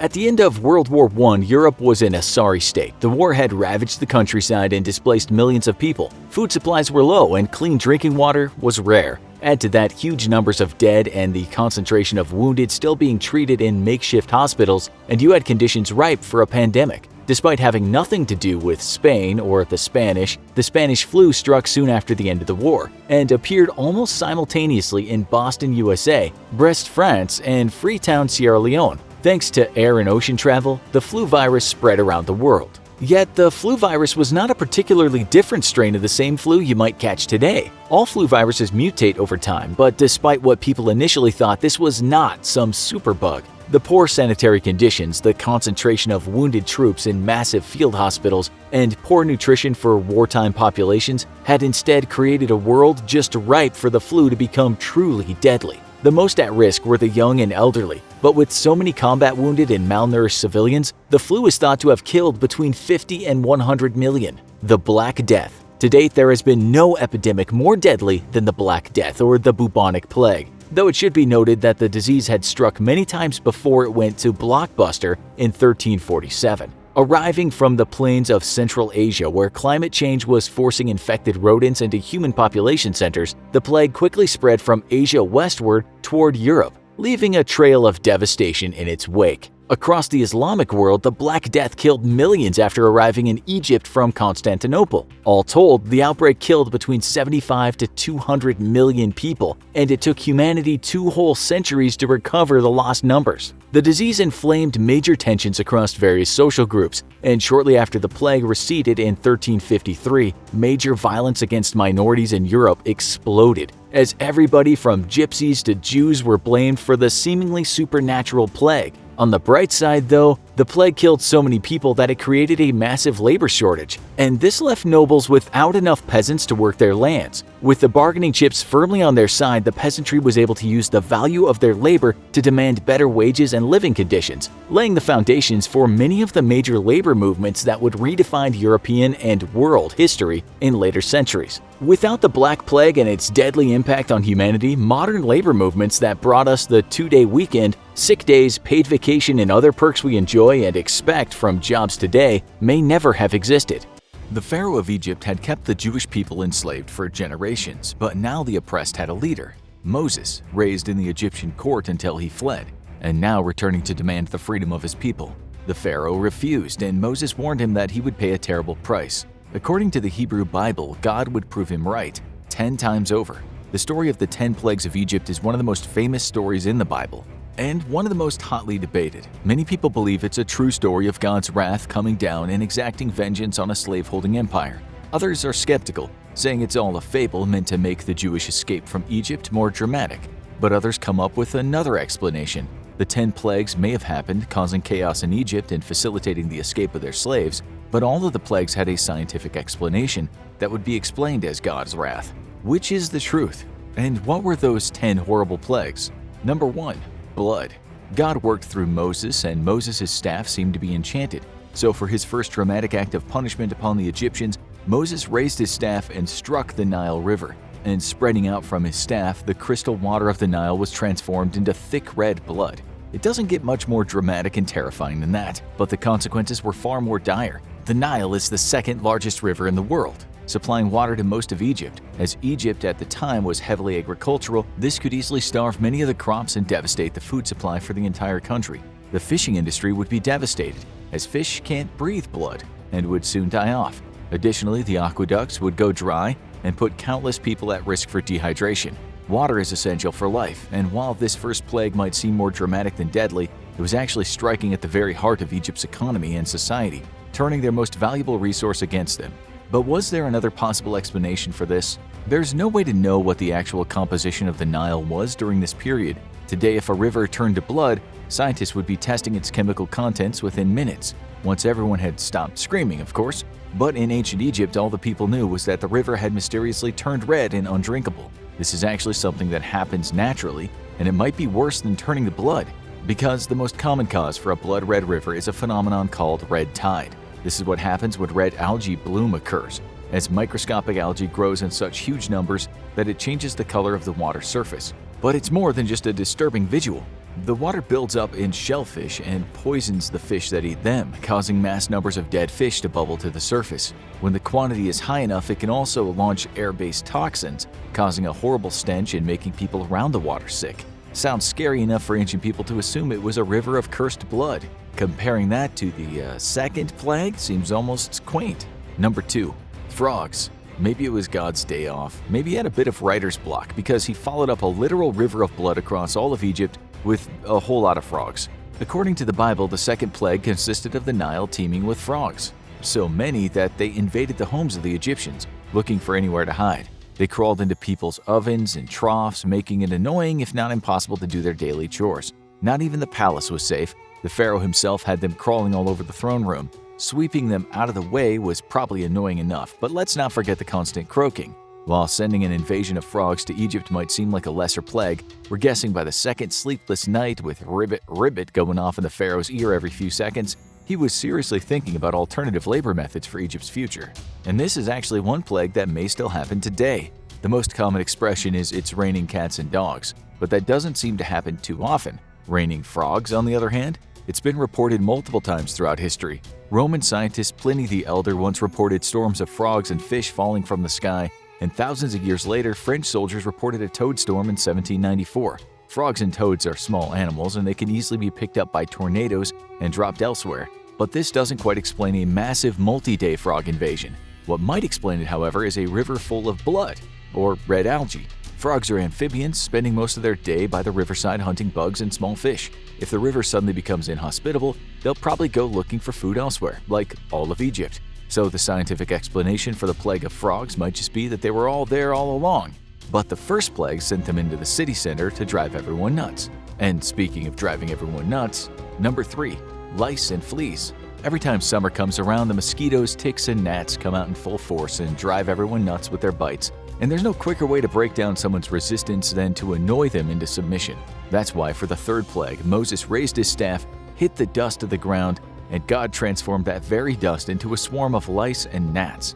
According to the Bible, all the dust in Egypt transformed into these microscopic biting insects and set out like a vicious swarm to drink the blood of everyone there. Not only would the thick swarm of insects be hard to see, but the constant biting would keep everyone in constant pain, and the itching would last for days. All the while, new bites were being delivered. While the pharaoh no doubt tried to seal himself up in his palace to protect himself, anyone who's ever tried to keep those insects out during the summer knows it's basically a fool's errand. This one definitely could have happened, and it's not even a rare phenomenon. Like the last two, these plagues all feed into each other. The river was poisoned, killing off mass numbers of fish and sending the frogs fleeing to the city. Many of those frogs then died off because they'd already been poisoned by the river. The piles of dead fish and frogs started attracting fast-breeding insects, which feed off the putrid flesh, and then flew off in search of their next meal. While it's not likely this happened as fast as was described in the Bible, without divine intervention, it's still entirely possible for the previous two plagues to result in a massive overrun of blood-sucking insects within a short period. Additionally, frogs are an essential part of the ecosystem, and they mostly feed on insects. If the frogs left their usual hopping grounds and then died off in large numbers, it would definitely boost an already growing insect population. All these factors on the heels of the last two are definitely a recipe for a very itchy, panicked Egyptian population, and a whole lot of chaos. But the animals weren't done coming. Number 4, wild beasts, or something else. This one gets tricky. The original Hebrew word for this plague is aruf, and its meaning is ambiguous. What is clear is that it's a mixture of something alive that comes into Egypt and kills off much of the livestock, depriving the Egyptians of both their supply of meat and their working animals for their farms. The only question is, what is doing the killing? Some scholars have interpreted this plague as referring to wild beasts from the outlands coming in and slaughtering cattle. There's no description of these beasts, but many artists have depicted them as wolf-like creatures. Now that's a beast worthy of a plague, but other scholars have argued it might be something smaller. Venomous creatures like snakes, scorpions, or hornets in large numbers could easily devastate the cattle population. And so could smaller insects like mosquitoes or stable flies that could bite the cattle and infect them with disease. But what was the most likely explanation? You might notice a pattern with the scientific explanation for these plagues. They all sort of feed into the other. A massive ecological disaster has been unfolding since the blood in the river, and now it had manifested into another plague. Much like the gnats that preceded this one, it's possible that whatever these creatures were, they had their food supply disrupted by the chaos in the river and the departure of the frogs. With nowhere else to feed, they headed into farming regions surrounding the city and began eating whatever they could find. There is no report of any humans being killed by these mysterious creatures, at least not directly, which might make it more likely that these creatures were among smaller options. Of course, they might just play into future plagues when they started killing the Egyptians more directly. And like all the other plagues, this one might not have stayed where it was supposed to, because the pestilence situation was about to go from bad to worse. Number 5, pestilence. Not long after, the next plague came, silently, with incredible consequences. A swift-moving plague started sweeping through the Egyptians' livestock. The cattle population had already been decimated by the previous plague targeting them, but wild animals weren't contagious. Now, a highly fatal disease was killing off whole herds and flocks, and they were spreading it to each other. With only rudimentary knowledge of disease prevention, the Egyptians were powerless to stop the disease from spreading. This added to the major problem that the first 5 plagues caused: starvation. The first plague targeted the water supply and the fish population. others targeted crops. This one was targeting the meat supply and leaving it contaminated. It's not clear if the disease was making the jump to humans, but what was clear is that the food supply was getting thinner and thinner, even among the elites. And we may know exactly what this one was. While it's possible that God just created a new plague out of thin air to target livestock, we also know that there's a livestock disease that really existed and devastated much of the animal population of Africa and Europe in the 18th and 19th century. It was called Rinderpest, and it had a nasty collection of symptoms: fever, diarrhea, necrosis of the lymphoid, and oral sores. Worse, it had nearly a 100% fatality rate and could be transmitted by both air and water. It affected a wide range of animals, including cattle, deer, buffalo, and camels. While the plague in the Bible mentions it affected other animals like donkeys and sheep, the two viruses could be closely related. The good news is Rinderpest had been eradicated. Due to its devastating impact on the food supply, the United Nations Food and Agricultural Organization focused on making it the second disease after smallpox to be eliminated. But if it was present in ancient Egypt, their entire food supply would have been in rough shape. And it wasn't just the animals in trouble. Number 6. Boils. While most of the previous plagues targeted the food supply and environment around the Pharaoh and his men, this one hit home, literally. God ordered Moses to take soot from a furnace and throw it in the air in front of the Pharaoh. The soot turned into a fine dirt which spread over the palace and all around Egypt, and whenever it hit an Egyptian, their skin would break out into painful, festering, infected boils. The Pharaoh no doubt had many a palace doctor and apothecary trying to cure his ailment, but none of them had answers, and the average Egyptian was left to fend for themselves. Not only did this cause the Egyptians constant pain, but it likely left them open to infection once the boils burst, leaving the painful skin underneath exposed. After all, in ancient society, sanitation standards weren't quite up to what they are today. People didn't know germ theory.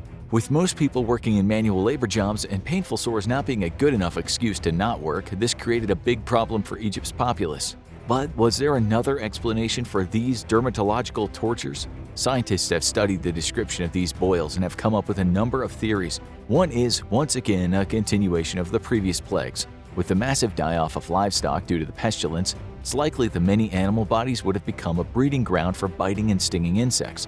Everyone, from commoners to the pharaoh, would have likely been dealing with horseflies, gnats, and lice in even larger numbers, which might have caused painful welts and infections. Another explanation is the deadly, highly infectious disease smallpox, which is believed to have been in Egypt since around 3,000 years ago, and the evidence of smallpox scars have been found on the mummy of a previous pharaoh. And then there are standard boils, which can be caused by a minor skin infection brought on by bacteria.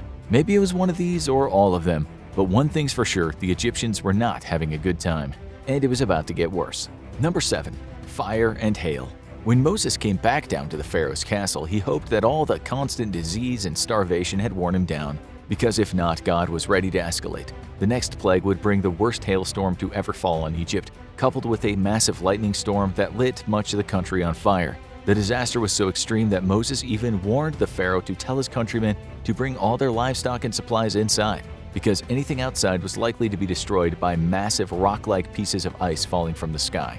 Many translations describe this as fiery hail, which typically isn't something that exists, making it look more and more like God's wrath.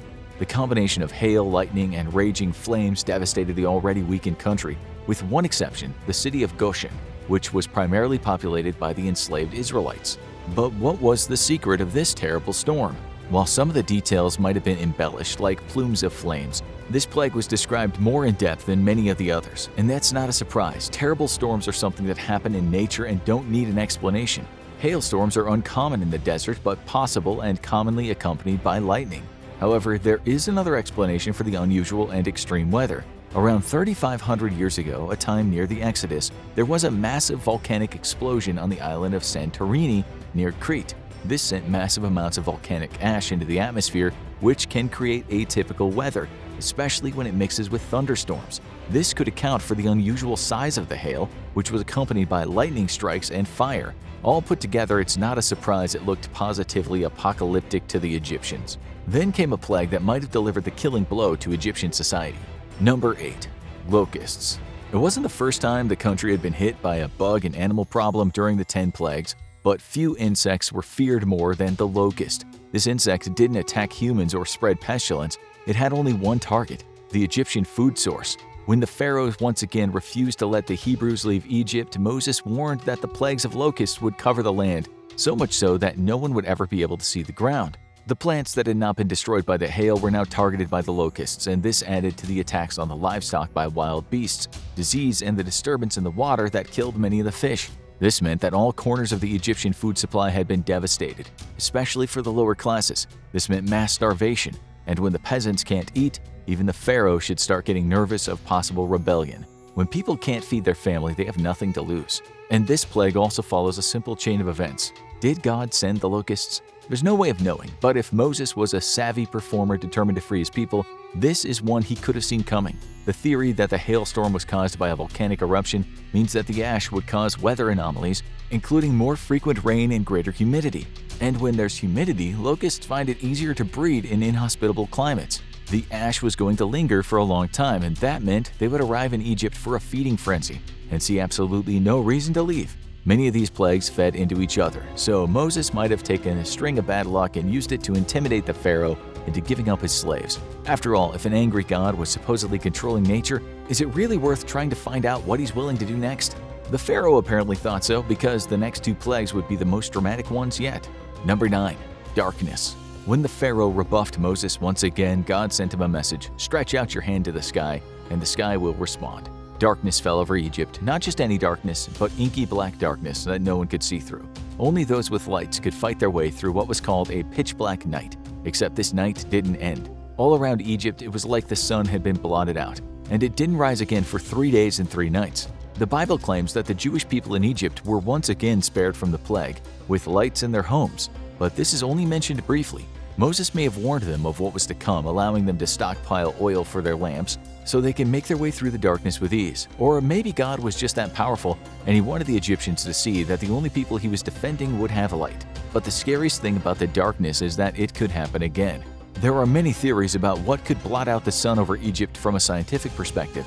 The sun does go down for months at a time in the far north, but Egypt is near the equator and has long days for most of the year. Another theory is a solar eclipse, which can dramatically block out the sun, but those typically only last several hours at most. Instead, the most likely answer might be that a darkness resulted from that same source as the last few plagues, the massive cloud of volcanic ash settling over Egypt due to the volcanic eruption. While it's unlikely this would have created night-like conditions, the combination of a massive cloud overhead blocking out the sun and unsettled weather bringing in dust and ash blowing it through the streets could have led to an extended period of darkness so bad that it would have been hard to see your hand in front of your face. And for ancient people who didn't know when the sun was going to rise again, this was probably terrifying. But God still had one last dramatic act to go. Number 10. Death of the firstborn. Surely blocking out the sun would be enough for the pharaoh to yield by now, right? But maybe it was pride. Many sources indicate that this pharaoh was raised alongside Moses as his older brother, so maybe it was sibling rivalry. Whatever the cause, the pharaoh rebuffed Moses one more time, and God called down the most terrifying plague yet. This one would take some prep, because God ordered Moses to spread the word to the Hebrews. Take the blood of a lamb and mark it above your doorway, because tonight the angel of death will come down from the heavens. And when the angel sees the blood over the doorway, he'll know the home belongs to one of the Jewish people and pass it by. But for all the unmarked doors belonging to the Egyptians, the angel of death will enter, and for each house he'll claim the life of their firstborn son. This went all across class lines in Egypt, claiming the lives of peasants, merchants, and even the eldest son of the pharaoh himself. This was enough to finally break the pharaoh's spirit, but was it divine intervention? Of all the 10 plagues, this was the only one that is explicitly supernatural as described. An intelligent, ethereal being comes down from heaven to claim specific souls, but is warded off from taking the lives of those protected by God by a religious ritual. In fact, every Egyptian firstborn son died the same night. It's proof of divine intervention, but it's been several thousand years, and we have no way of knowing the exact details of the deaths that happened that night. What is known is that one specific person died that night, the pharaoh's son, and in a society that largely worshipped their kings as gods, that would be enough to shake a nation. It's possible that the pharaoh's son became sick as a result of the many other plagues, but if firstborns were disproportionately affected by the plague, there are some possible explanations. Firstborns are typically the ones who did the majority of the chores in the field for Egyptian families, and those fields might have been contaminated by the many pathogens released through the past plagues. So a plague targeting the firstborns might have just been a matter of exposure. But God had one more, even more dramatic act to follow. The The story goes that the loss of his son broke the pharaoh, and he agreed to let Moses lead the slaves out of Egypt. Everyone packed up their few belongings, headed for the border, and took some food, including unleavened bread, because there was no time to wait for it to rise. Imagine baking some emergency flatbread for your family while you flee slavery, and thousands of years later people are still talking about your messed up bread. So the Jews headed for the border, and it was smooth sailing from there. Or not. The pharaoh's grief turned to rage, and he ordered his army to head to the border and drive the Jews back to slavery. At the same time, Moses was leading the people to the Red Sea. He raised his staff, and the sea parted for them, allowing them to walk through on dry land. As they made their way out of Egypt, they saw the Egyptian army roaring after them, and then, just as quickly as it had raised to the side, the Red Sea came crashing down on the Egyptian army, sweeping them away to their doom while the Jews walked on to safety. Which raises the same question as the 10 plagues: act of God or act of nature? Much like the death of the firstborns, it's highly unlikely this could have happened as described without divine intervention.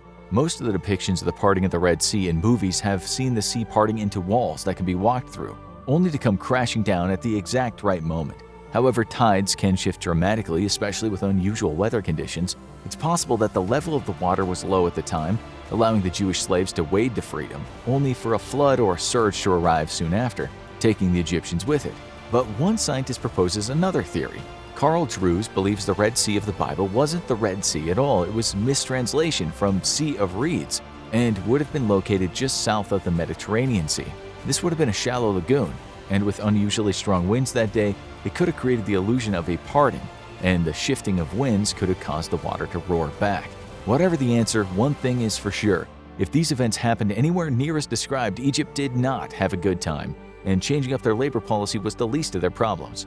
As one story goes, Peter the Apostle, one of the 12 apostles, is walking at a quick pace down the Roman road known as the Appian Way. The reason he's in a bit of a rush is the Romans want to crucify him, enough to make any man wear out the soles of his sandals. As he gets farther away from the city, he sees something and can't quite believe his eyes. It's Jesus walking toward him, carrying a wooden cross over his shoulder, the same cross that he died on. Jesus, with the woven crown of thorns still attached to his head, looks determined as he marches on. Peter almost falls back in shock at seeing him, but manages to get out the words, "Where are you going?" Jesus turns back to him for a moment and says, "I'm going to Rome to be crucified again." Peter then thinks, well, if he's going, so am I. Damn the Romans. I shall carry on teaching the good word. If that actually happened is up for debate, but it's been written this decision Peter made eventually led to his arrest and subsequent execution by crucifixion. But according to legend, he wasn't executed like Christ was. Indeed, he was crucified upside down. We'll come back to why that happened and how it went down later. First of all, we need to know a little bit about normal crucifixion. The reason the Romans did it was because, for one, it was dreadfully painful. The English word excruciating can be understood to mean something like torment coming from the cross. They weren't the first to do it, though. Alexander the Great executed thousands of his enemies by way of crucifixion, which kind of paved the way for the Romans. There were quite a few types of crucifixion throughout history, but the one you all know quite well consists of a person's arms spread wide against a horizontal beam and their body connected to a vertical beam. There are a few things you might not be familiar with in regard to crucifixion,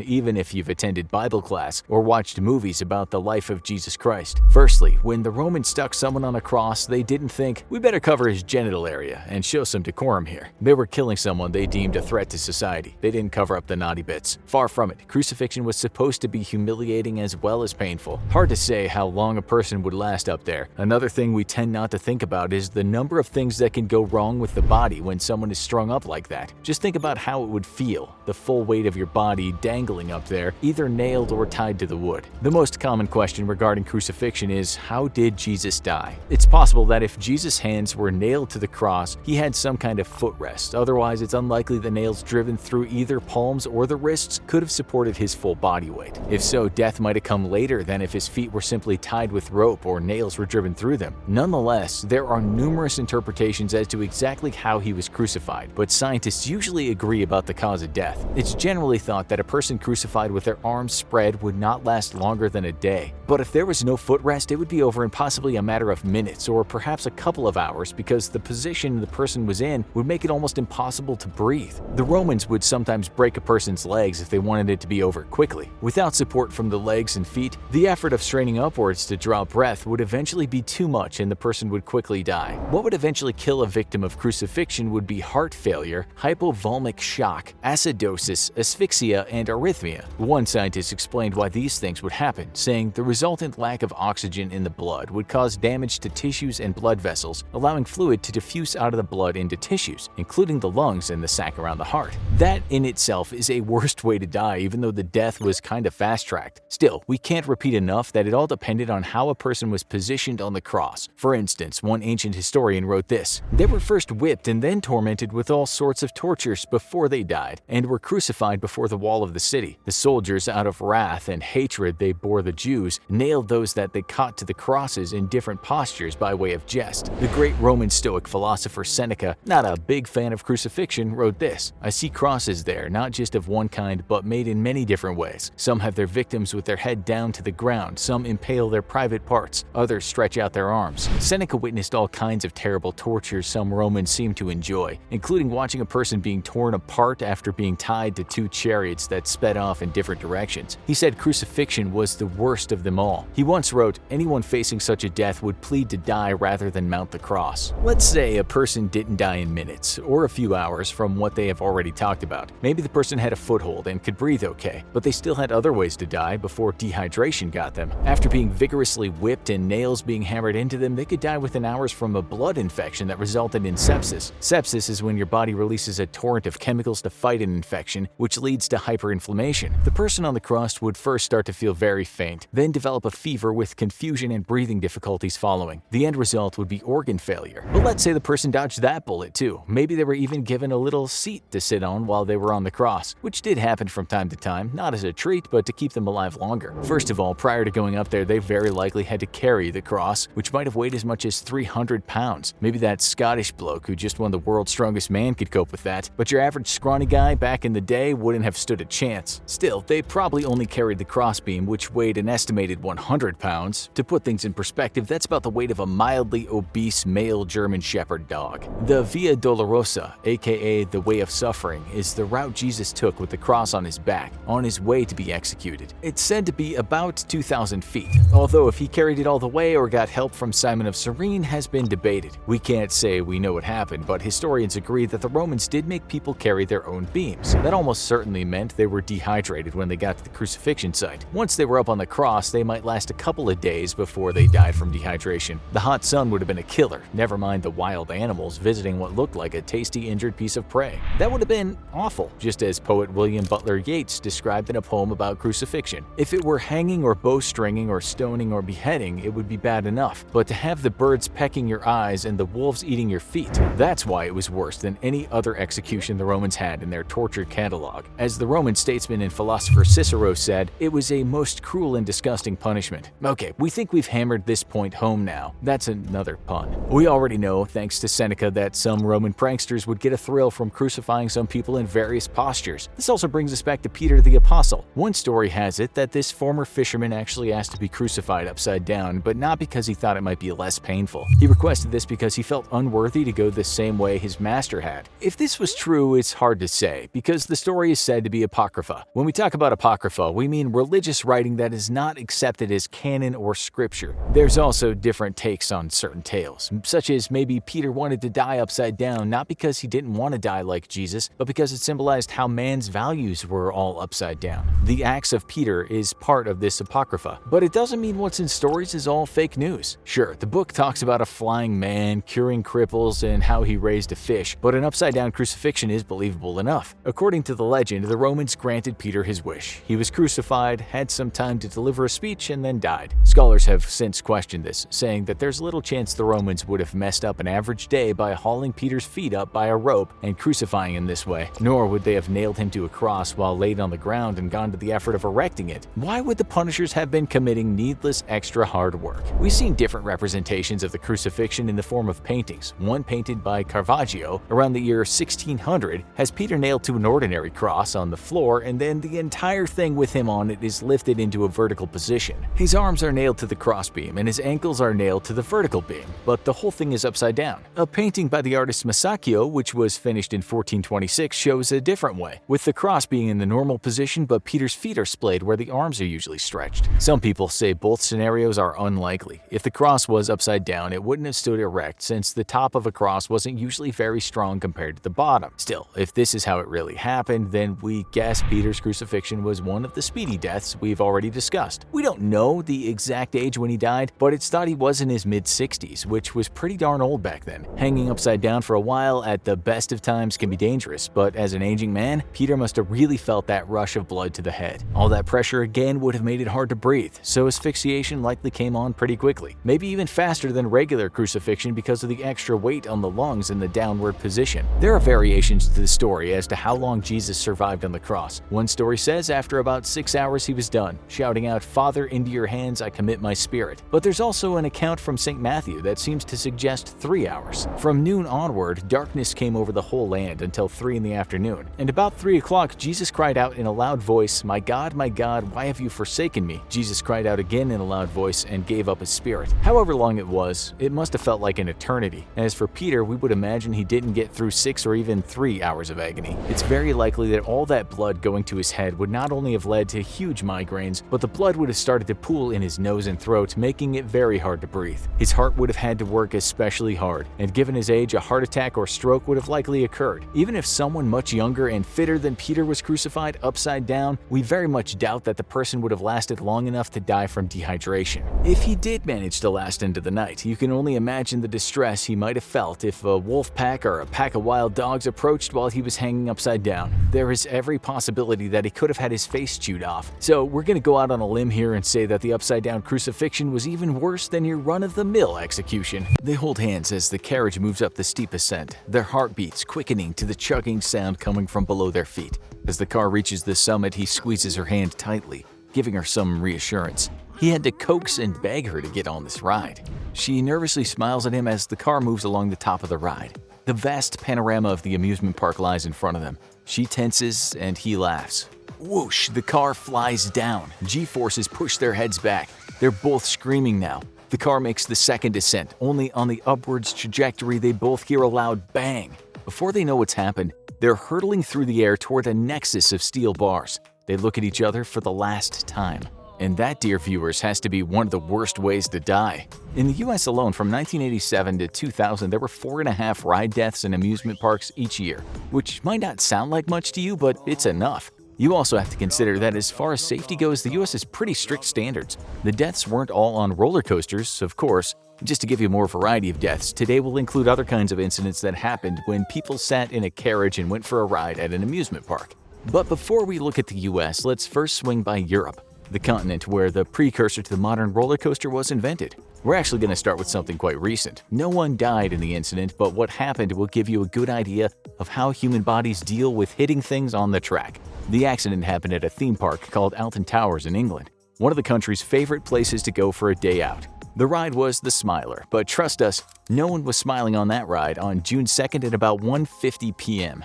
An empty safety carriage first set off on the vast network of labyrinthine rails. The thing was, it just stopped on the track. That didn't bode well for the full carriage that was next to go. Luckily, it wasn't traveling at its top speed of 52 miles per hour when it made contact with the other carriage. In case you're wondering, some rides can go as fast as 149 miles per hour. The 16 riders hit the stationary carriage traveling at 20 miles per hour, but just think how it would have felt to have your legs hit a steel train at that speed. 5 people in the front were seriously injured, with 2 young women both losing a leg. The accident was partly blamed on strong winds that prevented the test carriage from completing its journey, but the park also was to blame and had to pay out about $6.8 million. We told you the story just to give you an idea of what happens when things go wrong. The downside to roller coasters is that when accidents do happen, people tend to hit things very hard going very fast. A roller coaster is really no place to fall, either, as you'll now discover in one of the world's worst tragedies of all time. The accident happened in England too, but way back in 1972. It was the kind of accident many of us have panic attacks over when we're in the queue about to get on a ride. The ride was called the Big Dipper, and the theme park was called the Battersea Park. There are survivors in this tale too, and some of them told the story of what happened on that fateful day. 31 people paid about 20 cents to ride the Dipper, advertised as the thrill-a-minute joyride where you pay to be scared. Most of those folks on the ride were just young teens, many of whom were on a school trip. As per usual, the cars climbed up the track, everyone was laughing and screaming, and some were trying not to pee their pants. It went up and up and up, and then the cars disconnected from the track. They were now in a free fall. Suffice to say, a few bladders broke. A survivor later recounted that just as the carriage disconnected, everything seemed to go in slow motion, and then whoosh, they flew back. People spilled out, hanging onto anything they hit. One survivor said they will never forget the panicked expression of one young girl as she lost her grip and fell to her death.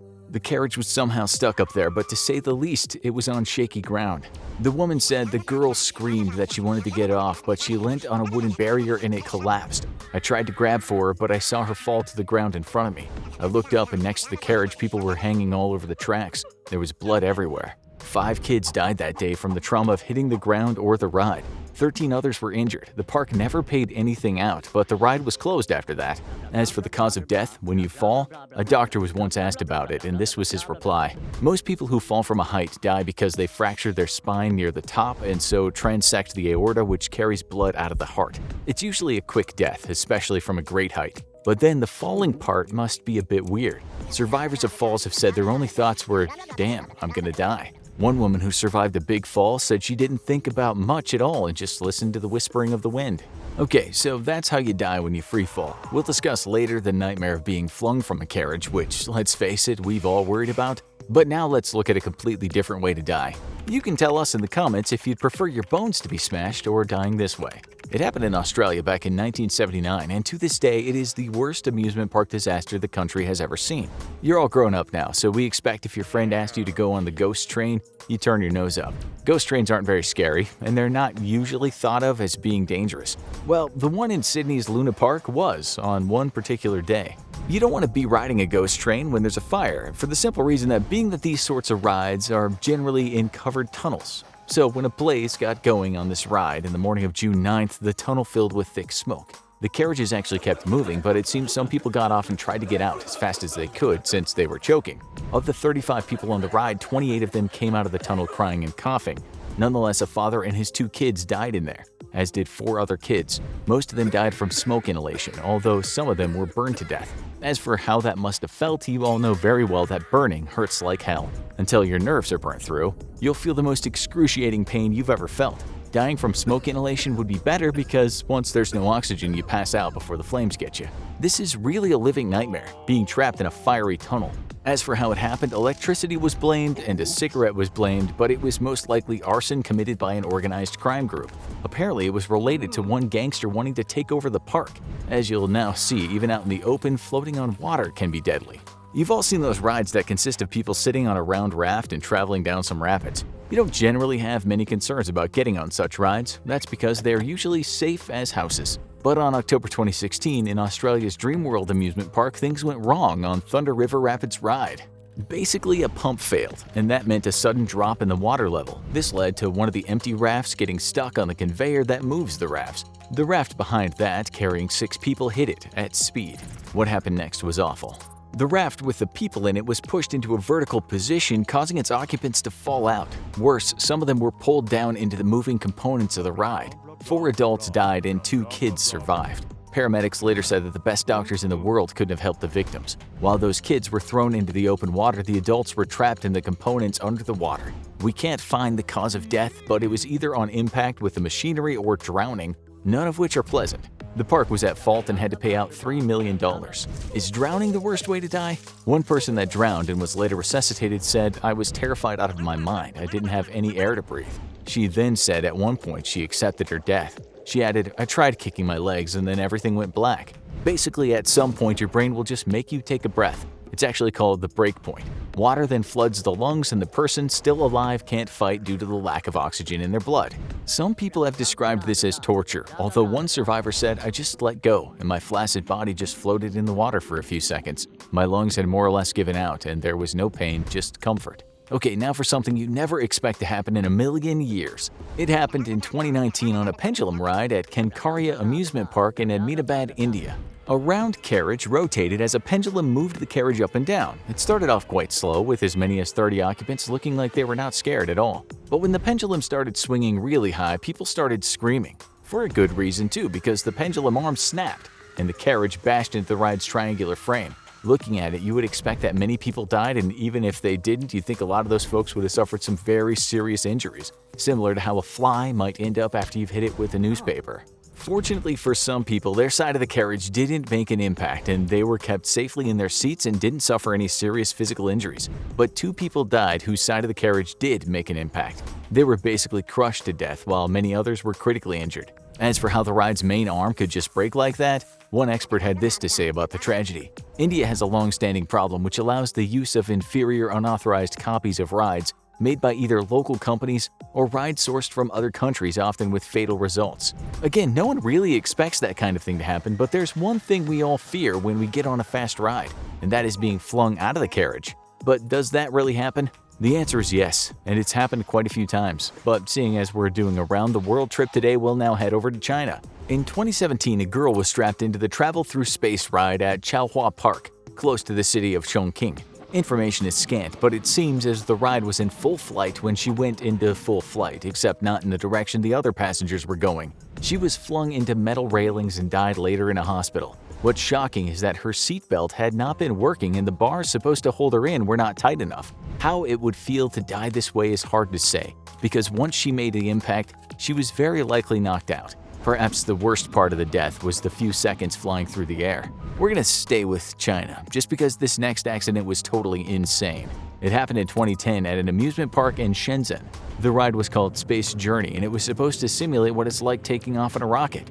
Basically, a circular carriage was lifted up in the air and spun at a high velocity, giving the people the feeling of experiencing double gravity. That was all well and good until one of the carriages disconnected and went flying into the other carriages. It fell to the ground in flames, looking like a real space rocket when things go terribly wrong. No one cause of death was given, but we expect the 50-foot fall might have led to serious trauma. On top of that, the carriage was in flames when it landed. They didn't stand a chance. They might not have had much time to think, but this next victim certainly did.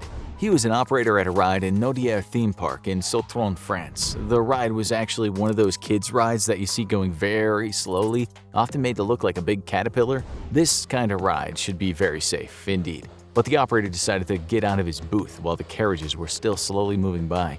He then slipped in the gap between 2 of the carriages and his legs fell through the holes in the track. Since the ride was still going, you can only imagine the pain as his body was pushed by the carriage. Someone managed to turn the ride off, but the man was so badly hurt that to save his life, doctors had to amputate both legs at the scene. The guy still didn't survive. He wasn't actually trained to control that ride, so the park owner spent 6 months in prison. As for how it'd feel to die this way, it certainly deserves to be on the worst ways to die list. We're not sure how long the guy was conscious for, but we guess he had some time to think about what was happening. The cause of death was likely due to being crushed, which can lead to what are called lysis, ischemia, and vascular compromise. In layman's terms, cells die when a part of the body is crushed. Lactic acid is released and blood vessels are compressed, and that can cause death. Prior to this, if the person is conscious, the injury of course is about as mentally traumatic as you can get. Strange thing is, there is something called reperfusion syndrome. This is where the person is released from the thing crushing them, then suddenly gets lots of oxygen to the tissues, and that can have a paradoxical effect that puts the person in a rather good mood. Soon after, they usually drop dead, and that's why it's sometimes called smiling death. Let's hope the French dude had the last laugh. Now let's head over to the US, where either the most accidents happen at amusement parks, or there are just more reports available for our researchers to find.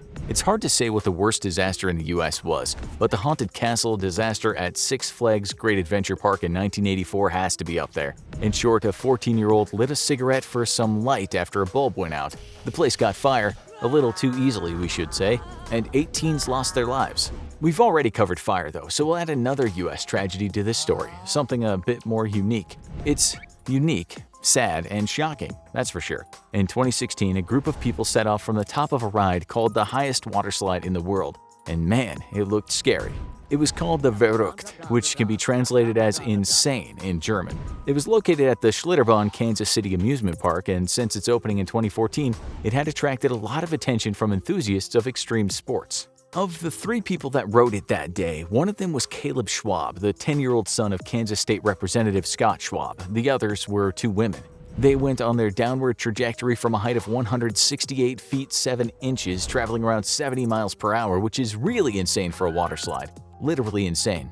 Given a lifeguard at the park had noticed how dangerous it was, once saying, "I told my friends and family it was only a matter of time until someone died on Verrückt." Prior to the fatality, there were at least 13 pretty serious accidents, mostly down to sheer speed people traveled at.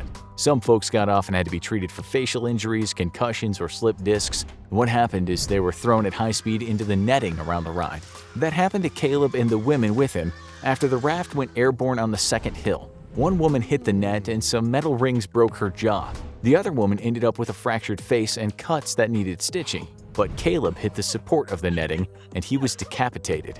The raft should not have gone airborne like that. It was speculated that the reason it did was that the little boy, light in weight, sat in the front. The women were on the heavy side, weighing 275 pounds and 197 pounds.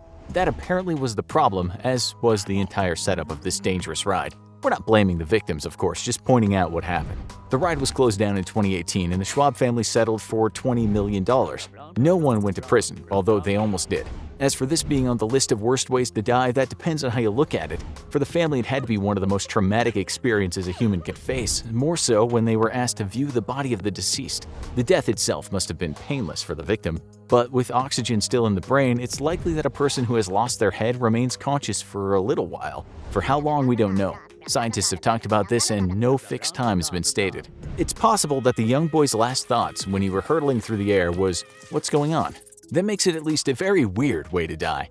It's the end of June 1462 and the Ottoman army is met with an eerie silence as it marches into the town of Târgoviște in Romania. Someone has been here before them. His name is Vlad Dracula. The Ottomans move cautiously through the streets, wondering all the time where the people are. There are no kids playing, no men hard at work, just empty houses, and the odd wandering dog. And then they see it. A sight so chilling it almost brings them to their knees. Before them stands a forest of the impaled. For hundreds of feet, around 20,000 people are impaled on stakes. Not only the men, but also the women and children too. One man has to look away as he sees a woman and her infant impaled on the same stake. A bird has made a nest where their guts used to be. This is unforgivable.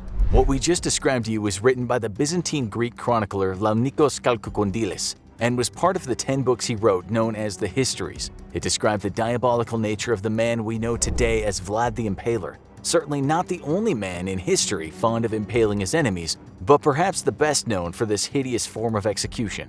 Today we'll talk about impaling throughout history and we'll also explain how it was done and why it was done. The why part might surprise you.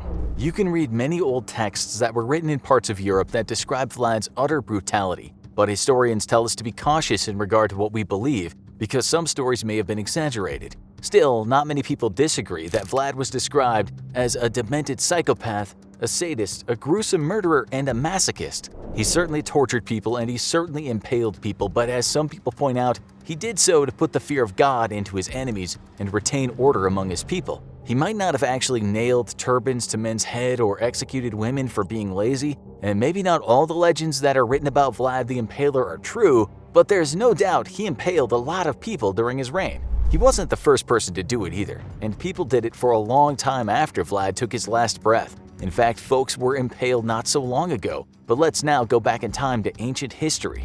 If you look at something called the Code of Hammurabi, an ancient Babylonian law book that dates back to around 1772 BC, you'll see that impalement was the sentence handed down to a woman who'd killed a man for another man. Law number 153 states this: if a woman brings about the death of her husband for the sake of another man, they shall impale her. We found other texts relating to laws in the ancient Near East that talk about impaling, but it seems in some areas all the woman had to do was cheat on her husband and she could get impaled, while prisoners of war or people who were accused of certain sins could also face the same fate. Later in time, it happened during the Neo-Assyrian Empire. We know this from statues and carvings that depict impaling.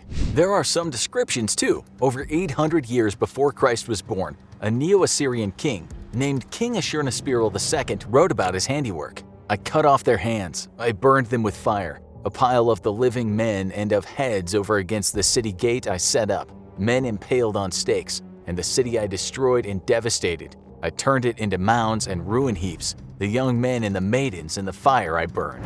The reason a king might do this, of course, was to instill terror in people. Seeing a bunch of people being impaled on stakes acted as a deterrent to anyone else thinking about becoming a rebel. Centuries later, Darius the Great, the king of Persia, was said to have impaled 3,000 Babylonians when he conquered Babylon. In an inscription, this is how he explained what he did to a rebel. I cut off his nose and ears and tongue and put out one eye. He was kept bound at my palace entrance. All the people saw him. Afterward, I impaled him at Ecbatana, and the men who were his foremost followers, those at Ecbatana within the fortress, I flayed and hung out their hides stuffed with straw. Okay, so it seems to have happened a lot in ancient times. It's also referenced in the Bible, although some translations use hanging and others use impalement, so there are disagreements there. As for those torture-loving ancient Romans, while they seem to derive enjoyment from the whole gamut of creative punishments, there's little written about impalement in the ancient Roman texts. It seems to have happened from time to time, but the Romans preferred crucifixion to impalement, a punishment that could last a lot longer. Let's remember, while impalement was horrific, once that stake was driven through the body, the victim will usually die very quickly. Well, in most cases. As you'll see, impalement could be a slow process at times. Now let's talk about transversal impalement, something we haven't touched on yet. There are quite a few mentions of this in the old German text from the late Middle Ages. Similar to some Assyrian laws from ancient times, it seems as if women in parts of Germany were accused of killing her own child, she could be impaled. What was different from the Assyrian way of doing it is rather than the person being mounted on a stake, the stake was driven through the victim. There's evidence dating back to the 14th century that tells us a woman and a man accused of adultery could be impaled this way. They would be tied together and placed on the ground or in a grave, and a stake would be driven through the both of them, a kind of symbolic execution as it meant the cheaters would stay together forever. In 1340, there exists a German law code that said the husband of the woman who has cheated on him with another man can make a choice, that is, collect some cash as compensation or have the couple tied down. He is then handed the hammer with which he'll drive the stake through his wife and her lover. Staying with Germany, laws were written in the 1500s that stated if a woman killed her own child, the usual punishment would be drowning, but in some cases she might be buried alive and a stake would be driven right through her heart. It seemed around that same time this punishment was also sometimes reserved for women accused of being witches. Transversal impalement was certainly no walk in the park for the victim, but we think longitudinal impalement was worse. As described, the former is having a stake pushed through a person's middle, mostly their chest. The latter is having the stake pushed through the length of the person's body. How exact this was we can't be sure, but in some cases the perfect longitudinal impalement would be if the stake entered the anus and came out through the chest. Yeah, a stake through the heart would beat that any day of the week. As you know, this punishment often happened to rebels or prisoners of war. It was a statement used by Vlad the Impaler more than anyone else, but it happened all across Europe. One thing it was used for was when a person defected to another army or collaborated with the enemy, possibly the worst crime in the eyes of the country you were fighting for. There are instances of it happening a few times when local people just provided food for soldiers. Those locals were captured by the other side and then accused of helping the enemy. Only the most extreme punishment was handed down to them. In Western Europe, it seemed to be the Germans that were particularly fixated on this form of punishment. Not only did they do it to rebels, but they also impaled people who'd been accused of robbery. One book it's mentioned in doesn't state what kind of robbery, but it's likely the victims had been accused of stealing from the state. Impalement might also happen to people who'd been accused of committing the very worst kind of crimes against one's own community. Let's take murderers, for instance. They might have been beheaded or even had their bodies broken on the wheel, but some lawmakers saw this as getting off lightly, especially when they were serial killers. We might take the case of a man named Pavel Vashansky. He was a prolific highway robber in the 1500s who worked in today's Czech Republic. He not only stole cash and valuables from the people he robbed, but he often killed them in the process. When he was arrested, he confessed to 124 murders, which made him a very active killer. His punishment was definitely commensurate to the crime, if he actually committed those crimes. Police work back then was somewhat sketchy. First, they cut off his limbs. Then, while he was still breathing, they took a pair of red-hot pincers and removed his nipples. Only then was he impaled on a stake. For good measure, they set him on fire. We should say that in those days when you admitted to a number of murders, you weren't doing so in the name of a plea deal. You were more often than not tortured before you admitted your guilt. We found another case, this time in Germany, that involved a man that went by the name of Pushpeter. He killed 30 people, and some of those were pregnant women. He'd done this because he wanted the unborn babies. He thought if he ate them, he would gain the power of invisibility. Such were the times. People were quite superstitious. We guess Pushpeter found out the hard way that his invisibility medicine didn't quite work. There's a legend about this man which involves him telling off his executioner for not doing the impalement correctly. According to this legend, he told the executioner to take him down and do it again, this time hitting the right spot. Is that true? According to the book History of the German People at the close of the Middle Ages, they first took off one of his hands with red-hot pincers, then dragged him through the town, but there's no mention of the botched execution. What's interesting in this book is that it recounts many crimes and punishments in Germany in the mid to late 1500s, and it seems a lot of people were executed for civil crimes, but they were usually beheaded or hanged. The book explains that the authorities only tortured people who'd been accused of the worst kind of crimes. The torture itself was weighted against the strength of a person. If the person looked tough, the torture was more brutal. The torture was not recorded, but the confession was. After that, the torture stopped. The accused was never asked again about the torture and only had to confirm in court his confession. We told you, police work was sketchy in those days.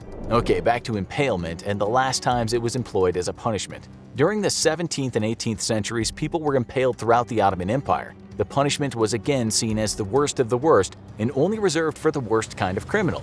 It didn't happen often, but when it did, it was usually highway robbers who were laid on the stake. Apparently, the last time the Ottomans impaled highway robbers was in the late 1830s, so when you consider it was happening in 1772 BC, impalement was punishment with legs. It also happened to Christians who'd been accused of speaking against Islam or having a love affair with a Muslim woman. According to the writer Jean de Thévenot, the man could convert to Islam and get out of the impalement. In the early 19th century, the Ottoman government also did this to Greek bandits that had become rebels. They'd be taken to a place where the entire village or town could see and be impaled there as a message to anyone else thinking about rebelling. Even if you were accused of giving food to a rebel or offering one shelter, you might also get impaled. And it gets worse. Sometimes those rebels would have parts chopped off them before being impaled. They might also be flayed beforehand. On occasion, the person would be impaled and then held over a fire and roasted to death. The Greek War of Independence then broke out in 1821, and during that war, a lot of Greeks found themselves on the wrong end of the stake.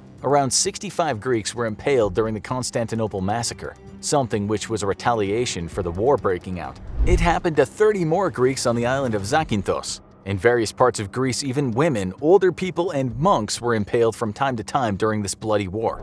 We've talked about this next method of impalement before, so we'll make it short. This is a method known as bamboo torture, and it's simple. Bamboo is hard as hell and grows very, very fast. Tie a man over a chute and he will slowly be impaled on it. There are records of this happening in Thailand, India, and where the Japanese held prisoners of war in the Pacific. This might not seem so brutal, but what would be better? Being thrown onto the stake or having one slowly work its way through your body? Two other slow methods of impalement, both around the 18th century, involved the use of hooks. One of them, sometimes called sengala, was very slow and very painful. A man would be fastened to a hook that was placed right below his rib cage. The hook would then be pulled up until it pulled open his chest. This was used by the Ottomans, and it was also a punishment for rebel slaves in Dutch Suriname.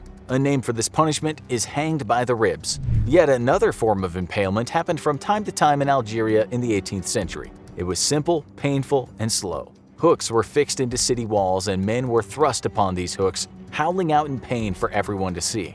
It's the summer of 1864 and a 14-year-old orphan boy has been denied work at Fort Leavenworth in Kansas. It's a blow for him, but he soon finds a job as a teamster in a caravan, taking flour to Fort Union in New Mexico territory. The journey, he's aware, is one fraught with danger. On July 1st, with the wagons loaded, the caravan sets off down the perilous Santa Fe Trail. As the days pass, they run into bands of Indians, but as pioneers armed to the teeth, they don't lose one single man. After 18 days, close to the fort, they set up camp at Walnut Creek. The atmosphere is tense, but there's excitement among the men. A big payday is soon to come. The military isn't too far away, so the men settle down for dinner and don't think too much about security.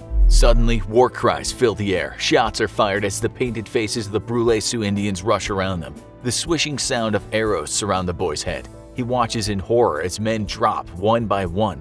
Little Turtle, the leader, victoriously holds his arms aloft as he takes pride in looking at the blood-stained buffalo grass. The Indians have no use for the flour. They burn all the wagons, they steal the horses, but they want something else to take back with them. They want scalps, and scalps they get. Some men are grievously injured after being hit with arrows, but it's the act of scalping that finishes them off. Not 2 hours after, a commanding officer and his men from Fort Larned arrive at the scene. Bodies are strewn everywhere, with the men noting their crooked postures, as if they died the most painful death a person could experience. The commander suddenly sees movement. He walks past the mutilated corpses to find two boys, one of them the orphan. They've been shot, they've been mutilated, they've been scalped, but somehow they're alive. Well, one of them lasts only a few hours after they reach the fort, but the other boy, a boy named Robert McGee, survives to tell the tale. As for his appearance, let's just say he'll turn heads throughout the rest of his days. It took some time for him to be well enough to talk about what happened, but when he was able, he described how he'd watched the Indians take the scalps from the men of his caravan. He said when it came to him, Little Turtle seemed to tell his tribe that he'd kill the boy himself. He then took out his gun and shot him and fired 2 arrows into him.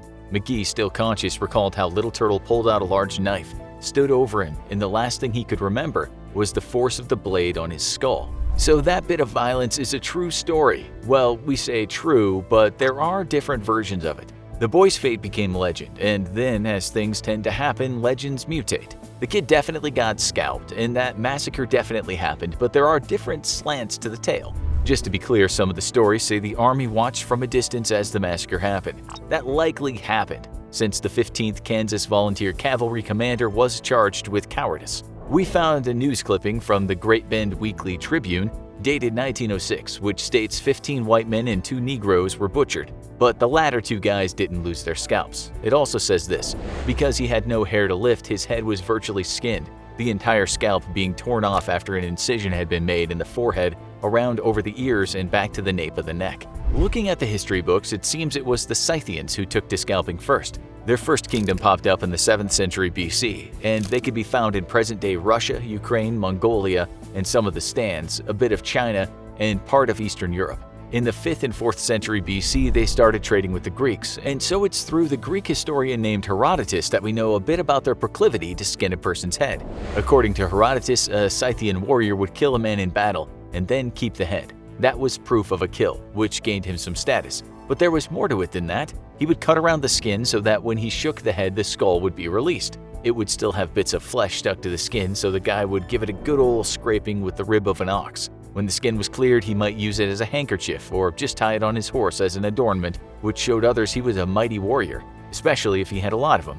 As you'll see later, drying out scalps and keeping them as a badge of honor happened many years later in other places. We know others were scalped in Europe as far back as the 3rd century. One skull that was excavated showed that a woman in Germany back then was hit 3 times on the head and then someone cut off her scalp.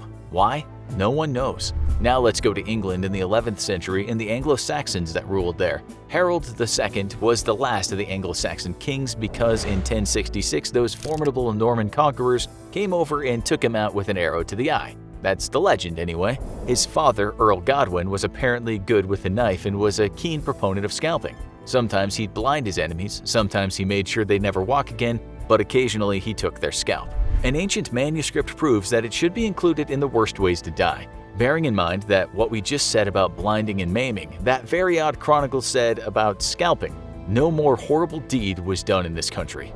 The son of Ethelred the Unready, Alfred Etheling, was always caught up in power struggles. According to the manuscripts, he was captured by Earl Godwin. He was put in a boat and sent to an island, but then when he got there, they tore out his eyes and some say he was scalped. Some monks took pity on him, but he died not long after. That's the thing with scalping injuries. If the initial injury doesn't kill you, the blood loss or ensuing infection will. As for Etheling's men, this was written about them in the Chronicle of Florence of Worcester. Some he put in fetters and afterwards blinded. Some he tortured by scalping and punished by cutting off their hands and feet. Many also he ordered to be sold, and he killed by various and miserable deaths 600 men at Guildford. Before we get back to North America, let's talk a bit more about scalping in general. One of the reasons people took scalps was because heads were bulky. You can hardly take back 11 heads just to show off how well you've done on the battlefield. Logistically, on horseback, 11 heads just doesn't work out. As for how scalping was done, well, it wasn't always an exact science, and it depended on how much of the scalp a person wanted. It also depended on how long the person's hair was. After someone had cut the skin with a knife or another tool, they used the hair to pull off the scalp. It would have been hard scalping a bald man. With a sharp enough knife and a good bit of hair to grab hold of, the scalp would have come right off. In the old world, they sometimes had to use seashells for cutting, or flint or sharp stones. Fortunately for the victim, scalping often happened when they were already dead or very close to it. So now let's talk about the long history of American scalping. It's been said before that Europeans brought scalping to North America, which is not true in the slightest. You already know that scalping in Europe happened many centuries ago, but Native Americans were also scalping back then. We can look at something called the Crow Creek Massacre that happened in 1325 or thereabouts, somewhere close to the Missouri River. Groups belonging to the initial coalescent culture had already been fighting there for some time.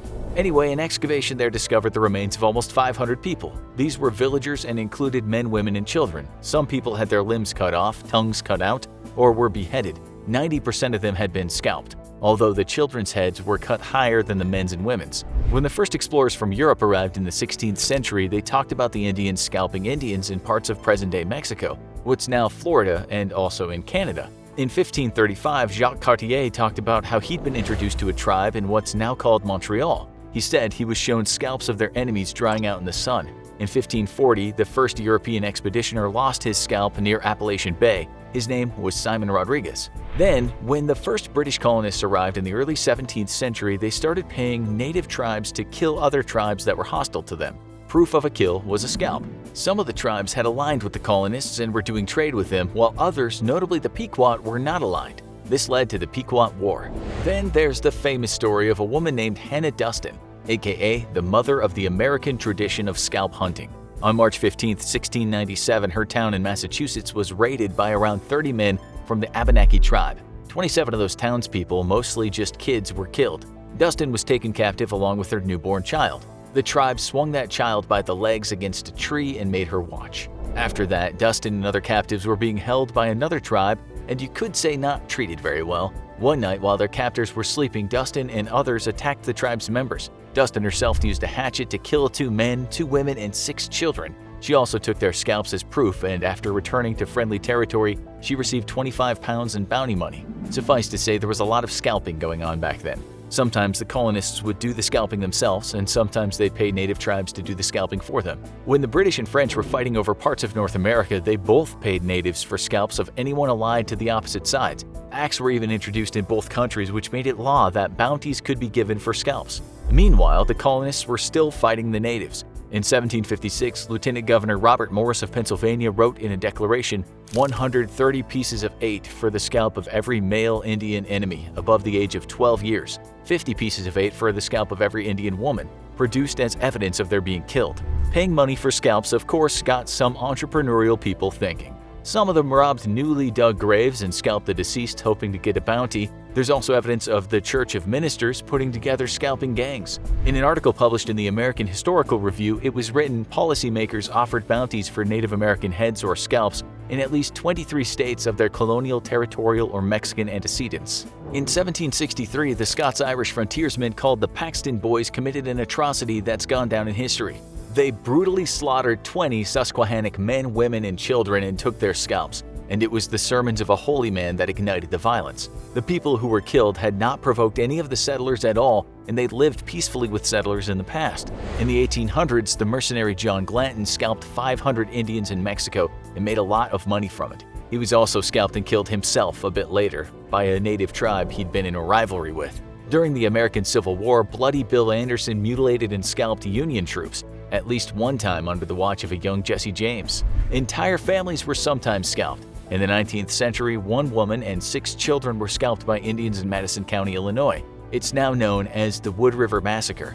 This was horrific, but you have to remember that during the early to mid-19th century, American troops and gangs killed and scalped hundreds upon hundreds of natives. In 1867, the New York Times wrote that the settlers in Colorado were offering this, $25 each to be paid for scalps with the ears on.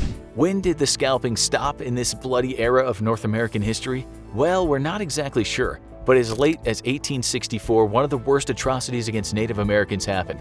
This was the Sand Creek Massacre in Colorado. 675 men from the 3rd Colorado Cavalry rode into a Cheyenne and Arapaho village and killed at least 150 people, most of them women and children and the elderly. They mutilated the bodies and took the scalps as trophies. We'll finish with an English railroad worker named William Thompson. In 1867, he and others were on a train going to Nebraska. His job there was to fix a broken telegraph wire. On the way, a group of about 30 Cheyenne attacked them. The train derailed, and he and the rest in that car were attacked. Thompson was shot in the shoulder and lost his scalp, but he survived. Legend has it, the pain was so much he fainted, but when he came around, he saw his scalp next to him. This was unusual given that the scalps were usually used as trophies. When help came, he was taken to a doctor who unsuccessfully tried to reattach the scalp. By this time, his head was already dangerously infected. He ended up taking the scalp back to England with him, but it didn't garner much interest. Because of that, he sent it back to the US where it stayed. It's now in a special box at the W. Dale Clark Library in Omaha. It's probably the last surviving scalped scalp.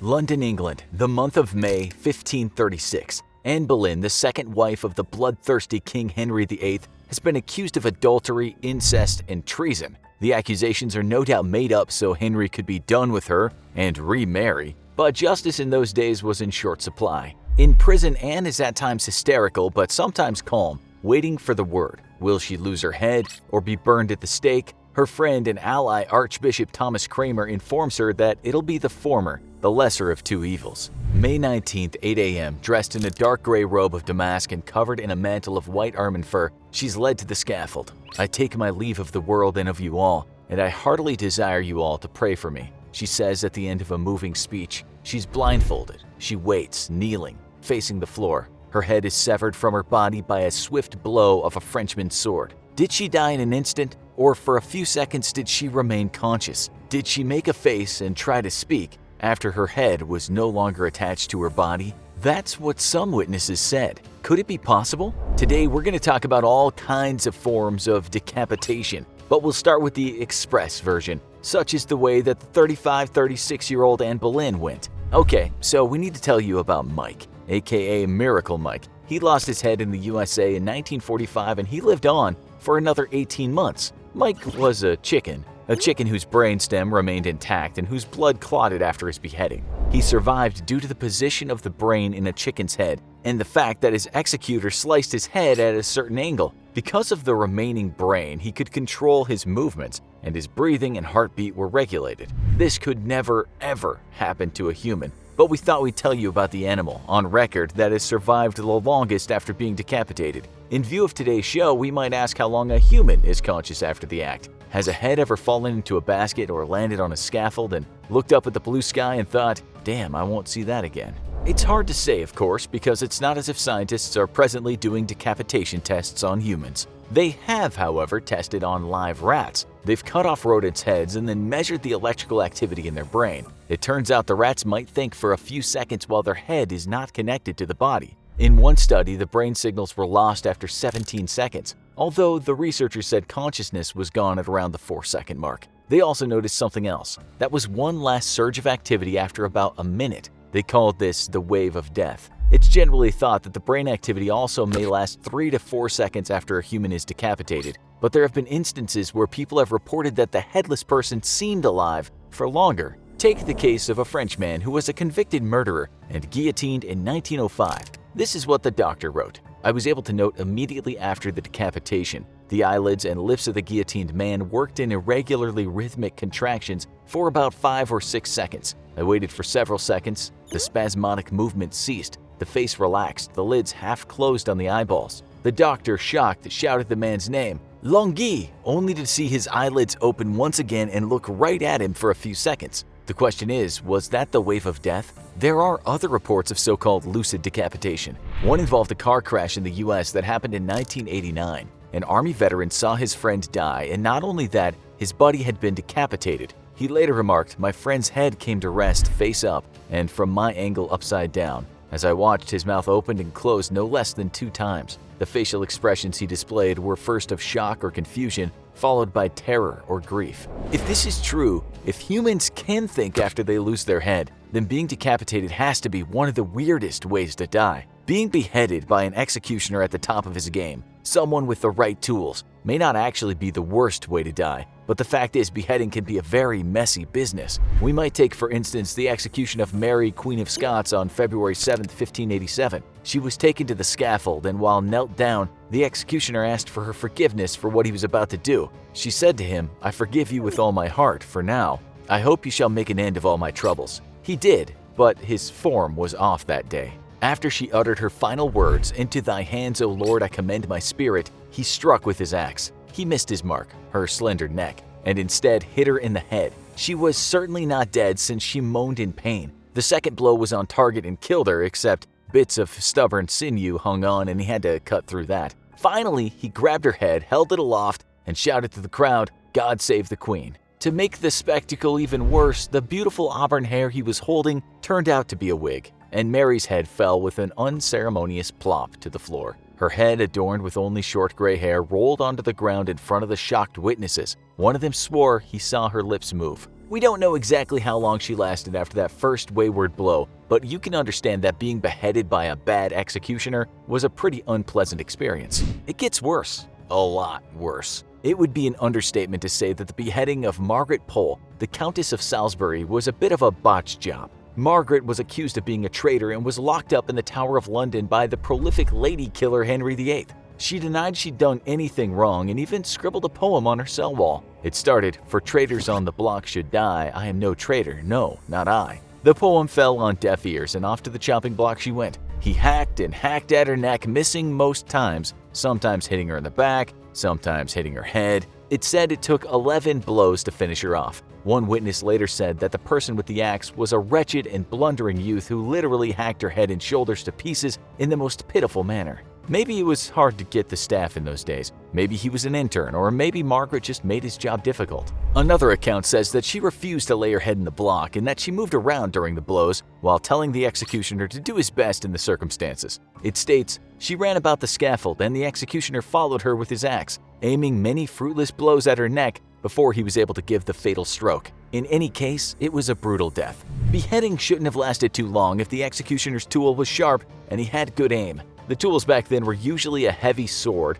but bearded axes were also sometimes the weapon of choice. As you've now heard, not all beheadings went as planned. This is why new technologies were created. We tend to think that the French invented the guillotine in the 18th century, but very similar devices were around for a long time before that. The Halifax gibbet, named after a town in northern England, was used the last time in 1650. On that occasion, one man had stolen some cloth and another man had stolen 2 horses. Harsh, but such were the times. The Halifax gibbet worked in a way similar to the guillotine, in that a heavy axe was fastened to a wooden block and raised into the air by rope. When the rope was cut, the block and the blade would fall down and decapitate the prisoner. The block was so heavy that one witness once wrote that it could have decapitated a bull. It was certainly better than the axe, and a lot better than a knife, but we'll get to that later. First, let's talk about someone named Joseph Ignace Guillotin. He didn't invent the guillotine and was even against the death sentence. What he did do was call for a more humane form of executing a person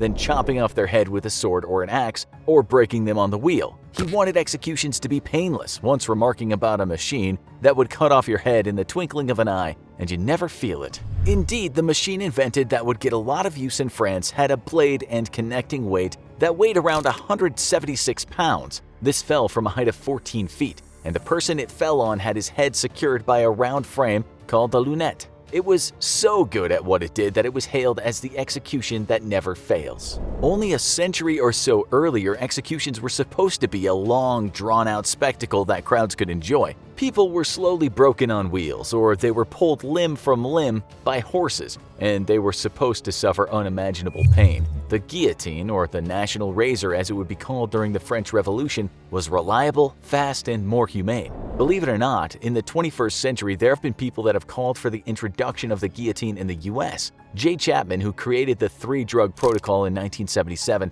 that's now used for lethal injection, said in 2007 that the guillotine was the simplest form of execution. He said, "I'm not at all opposed to bringing it back. The person's head is cut off and that's the end of it." Before that, in 1996, a Georgia state legislator named Doug Tepe tried to bring the guillotine back, but to no avail. So if you're ever in the unenviable position of having to choose between methods of decapitation, it seems the guillotine would be the way to go. There's not much chance of that though, since it was last used in France in 1977 and has never been used again anywhere else. This now brings us to the very worst form of decapitation, that of being decapitated by a knife. This much slower and way more painful process happened in Spain centuries ago, and it was thought to be a more noble way to die than having your throat slit. Today, such a gruesome act would not be carried out legally as a form of capital punishment, although people can still be decapitated by sword under the law in the country of Saudi Arabia. If it happens these days, and it has, the criminals doing the act are usually insurgents in the Middle East and Asia, members of organized crime, or certifiably insane people that have lost their minds and attacked innocent folks. A few years back, it happened to a woman in Mexico with her executioner announcing, "Well, gentlemen, this is what happens to all those in the Gulf Cartel, on behalf of Los Zetas." The fighting over the drug turf in Mexico has actually resulted in quite a lot of people losing their heads, sometimes when they were alive and sometimes after they were killed another way. The scary truth is, since the message can be spread using social media, these groups at times have used decapitation to induce fear in their opponents or the public. It can also create terror for governments and citizens of the world, if we're talking about insurgent groups. In such grisly murders, the decapitation is not over when a heavy blade falls, but it's slow and painful. Soft tissues are first cut, then ligaments and bones that hold the neck together have to be cut with much more effort. When it happens this way, we can certainly say it is one of the worst ways to die. May 30th, 1431, Rouen, France. A girl of 19 is taken by soldiers to the stake, where she'll be burned alive. She's been accused of heresy, witchcraft, and, of all things, cross-dressing. The first two charges are bogus. Of the third offense, she is guilty and proud. She's tied to a pillar with logs stacked below her. Her bare, tender feet graze the planks. A Christian cross stands in front of her. The fire is lit. Smoke bellows into the young woman's face. The monstrous flames tickle her feet, flicking around her ankles like a serpent's tongue. In seconds, she's engulfed by an inferno. What are to her enemies the purifying flames. The skin melts from her face, and she's done. Her name was Joan of Arc, or Jeanne d'Arc to her friends. What you might be thinking now is, wow, that must have been one horrible way to die. After all, we guess most of you have gotten too close to a flame at one point in your life and howled out loud. Burning hurts, even if it's just your fingertip getting too close to a grill. We can tell you this, after today's show, you won't want to mess with fire again. But what about young Joan when she was standing in the middle of the conflagration? How much did that hurt? How long does it take to die from burning? How does it actually kill you? Just how burned do you have to be to die? Can you survive a full body burning? All will be answered shortly. Okay, so we should first tell you that Joan of Arc didn't die from being cooked to death. It was the smoke that killed her. The Cardinal of Winchester saw that parts of Joan still vaguely resembled her, so he ordered her to be burned again. After that, he noticed some of her organs were stubbornly hanging around, so he ordered a third fire. Only then was he content that she'd been purified. The whole trial was in fact a travesty of justice, but that's another story. Being burned to death as a form of execution goes back to ancient times. It has been in vogue at some point just about everywhere in the world. The Romans wrote that the Carthaginians burned very young people as a form of sacrifice, and that might seem like Roman fake news propaganda to put people off their enemy, but modern archaeologists have backed it up. It was the Romans that said the ancient Druids of Gaul had perhaps the worst sacrifice of all, maybe even matching their own brutality. Damn hypocrites. That was the use of the Wicker Man, a term you've likely heard before, but you might not have known its origins. This was a multi-story kind of sacrifice, an all-in-one execution consisting of a bunch of innocent people packed into a giant man made of wicker. Folks would be stuffed into the effigy's torso, legs, and arms, and then the entire thing would go up in flames to the sound of screaming. That's what the Romans said anyway. Some people think it might not have existed. There's no shortage of stories relating to human burning as an execution. In Europe during the witch trials, which spanned from 1450 to 1750, maybe around 40 to 50,000 women were killed, many of them burned at the stake. In England during the Middle Ages, a woman might have been burned to death for counterfeiting cash, killing her husband, or even getting in on the wrong side of her superior. Hordes of people would turn up for this day out so they could watch as the guilty gal screamed on the pyre. We should say it happened to men too, but not for high treason. For that, they were hanged, drawn, and quartered. The English thought it was bad manners to do this to a woman, so they politely burned her. Okay, you get the point. We have a lot to go on when we're talking about this as the worst way to die. It was common, if not absolutely brutal. Generally speaking, when the fire was lit, the condemned person had enough time to get a few words out before the flames were stoked by the fanning of the wind. Archbishop Thomas Cranmer, accused of treason and heresy, managed to say this before he bit the dust. "Lord Jesus, receive my spirit. I see the heavens open and Jesus standing at the right hand of God." Another accused English heretic, Richard Snell, went up in flames fast. His executioners piled straw around the pyre and added some gunpowder and tar. As the flames grew, he became engulfed in smoke and he shouted, "Christ help me!" A minute or two later, he could still be heard whimpering, and then there was silence. In 1726, Englishwoman Catherine Hayes was burned for being part of the murder of her husband. In her case, she was supposed to be strangled first, as often happened, but the fire was lit too early. It was said she filled the air with her cries and lamentations. In 1727, Scottish woman Janet Horne was burned at the stake for witchcraft. Her neighbors had accused her of turning her daughter into a flying horse so she could ride it to the devil. For that wicked transgression, she was arrested, covered in tar, paraded through the streets, and then burned. It was a horrible way to die, and many times the people weren't heretics or treasonous or even criminals. As for witches, they don't exist and have never existed, so thousands of women were burned when they were innocent. Some people thought it unfair that for regular crimes, not treason, men were usually hanged but women were burned. How's that okay, they said? Because the former is way worse than the latter. After a woman named Margaret Sullivan was burned in England in 1788 for counterfeiting coins, the Times newspaper wrote, "There's something so inhuman about burning a woman." No kidding. Another person wrote that it was a disgrace to the enlightened sense of this country. A year later, the last woman in England was burned.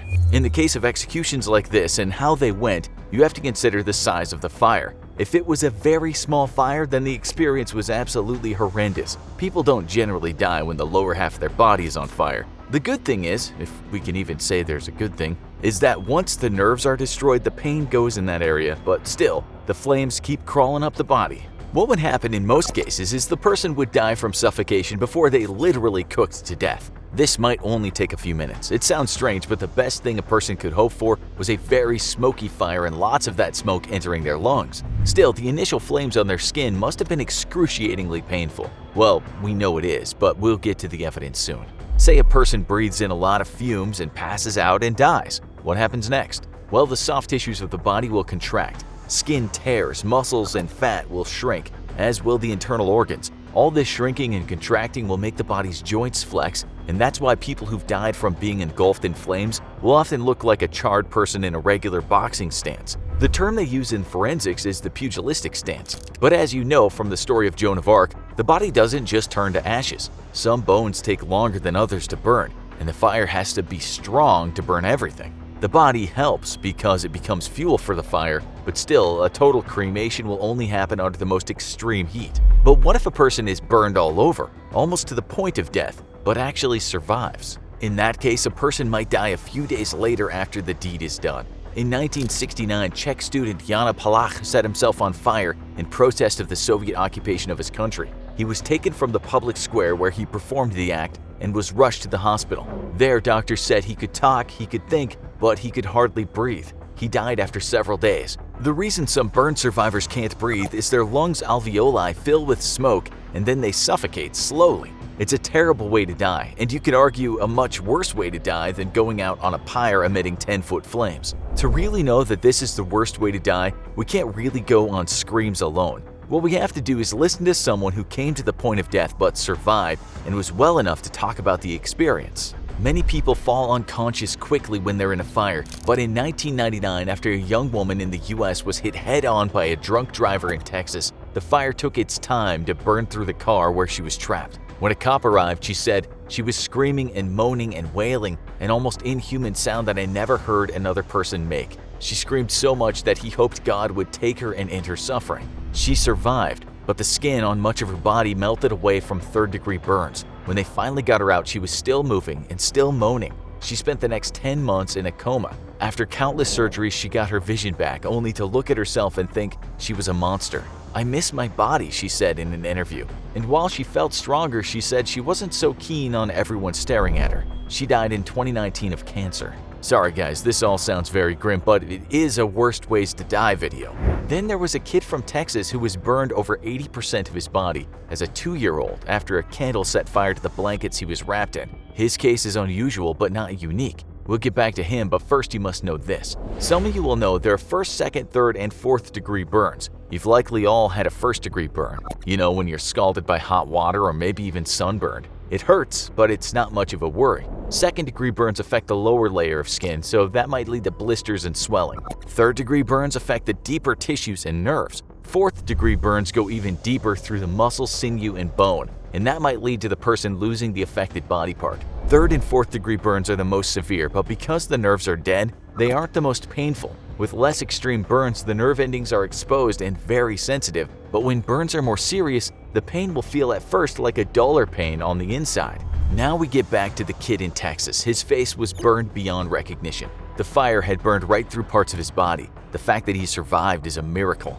Because he suffered fourth-degree burns to parts of his body, he lost a number of appendages and his eyes. He survived though, and he hopes he'll get his vision. At age 16, he said, "I'm sharing my story to inspire people and show them that miracles do exist." He's hoping in the future to become an interpreter or even a motivational speaker. Still, his life is hard. That's the thing about being almost burned to death. The recovery is brutal. A boy and a girl, no older than 10, are paraded in front of the statues of the gods. Their faces look almost serene, their skin is unblemished. Their clothes are of the finest cloth, emblazoned with gold, silver, and gleaming seashells. The pair are laid down at the sacrificial site, splayed upon a large slab of stone, held by their shoulders and legs by the priests. Deep incisions are made in their chests. They howl out in pain, but the priests keep cutting until the children finally fall unconscious from blood loss and shock. Their hearts are taken out and held aloft to the gods. Witnesses dance and cheer as the priests smear the statues with the children's blood. Now that doesn't sound like a great way to go, huh? It's thought that this is what happened to quite a few children in the mid-1400s in what is now known as the country of Peru, back then the Chimu state. Archaeologists dug up 137 boys and girls in a mass grave, and what they discovered is that many of the bodies had been damaged in a way that looked like the kids had died healthy, but at the time of death had suffered horrendously. They'd been opened up and their ribs had been displaced, which led the experts to believe that their sacrifice involved their hearts being pulled out, Indiana Jones style. This kind of thing didn't just go on in Chimu State. There's plenty of evidence that human sacrifice happened in the Maya culture, the Aztec culture, the Inca culture, and other cultures that existed south of the US border. Let's take the Incas for example. Since they didn't write anything down, how do we know they slaughtered children in the name of their gods? Well, burial sites have been found, and the Spanish wrote something about sacrifices back in the day when they were expanding their empire. It's believed that in some cultures, children were chosen for their perfect looks. It made them seem untouched, pure. They might be a boy or a girl from the age of 6 to 15. For the months prior to their execution, they would be fed well and treated well because, hey, you don't give the gods damaged goods. Children were often chosen just for that reason. They had purity that adults didn't. That was the rationale anyway. For instance, if the Mayans sacrificed prisoners of war, they only did it with their high-ranking soldiers. Those from lower ranks became slaves, a much worse fate in the eyes of their captors. You didn't sacrifice just anyone when you were trying to placate those mighty and sometimes furious gods that you relied on to protect you. Before the children were sacrificed, they might meet the emperor and feasts would be held in their honor. They were treated like royalty and would be dressed in the finest clothes available at the time, while also having their bodies decorated with jewels and ornaments. Still, the ending was hardly a happy one. In the Inca culture, the children would be marched up a mountain in horrific conditions, fed coca leaves to keep them going, and then before they were killed, they'd be given some kind of drug that would at least take the edge off their fear and pain. One of the mummies that archaeologists found had his feet and hands tied, so we guess the cocktail didn't work too well that time. In the case of the Incas, the kids were usually then strangled or hit over the head. In other cultures, there was heart extraction, head removal, flaying of the skin, and it might end with the children being eaten, sometimes by their own parents. If we look at the Aztecs, for them being part of a sacrificial rite was supposed to be an honor. The gift to the gods had to look as though they were pleased about it, and if the victim screamed and cried, it was an insult to the gods. They'd still die, but would die in shame while being chastised. It couldn't have been easy trying to look like you were okay with the whole ceremony. Imagine being sacrificed to an Aztec god. First, a priest would take a sacrificial knife and sometimes drive it into the abdomen, and from there he'd cut through the diaphragm. The heart, which was thought of as part of the sun, would then be placed into a bowl that was held by something called an achmul, a statue sitting down looking to the side like it had just been interrupted while doing a sit-up. The dead body would then be ceremoniously thrown down the temple stairs. All while this was going on, there would be music, dancing, and a little bit of self-harm in the form of piercing. Blood would be flying all around as the merriment continued. Later, the body would be thrown to the animals and sometimes eaten by humans. Not the head though, no one got to eat the head. That would be kept on something called the zompantli, aka skull rack. We're being reductive here because this kind of thing went on in many places over hundreds of years, and the manner of sacrifice and the reason for the sacrifice could be very different. One thing for certain was that there would almost always be gods involved. If you could appease the gods were nice to you, and if they were kind, you got good harvests. It rained, it didn't flood, you won wars, you didn't suffer from climate change or disease. Back to the Maya and their rituals. What would often happen first was bloodletting. That would entail using a very sharp object such as a stingray spine.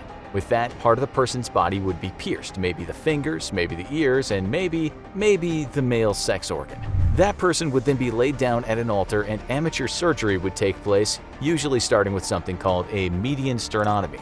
That's not what the Mayans called it, of course, but that's the term we use today. It starts with an incision down the sternum, which is then cracked open so there's access to the heart. They would either get to the heart through the sternum or through the diaphragm down below the ribs, and it would be cut out. You're probably wondering at which point the person died. Well, they would very likely be alive and kicking during the initial incision, and that's how people survive open heart surgery, but once their bodies were further exploited, that would be it. However long they lasted, we think human sacrifice deserves to be on the list of worst ways to die.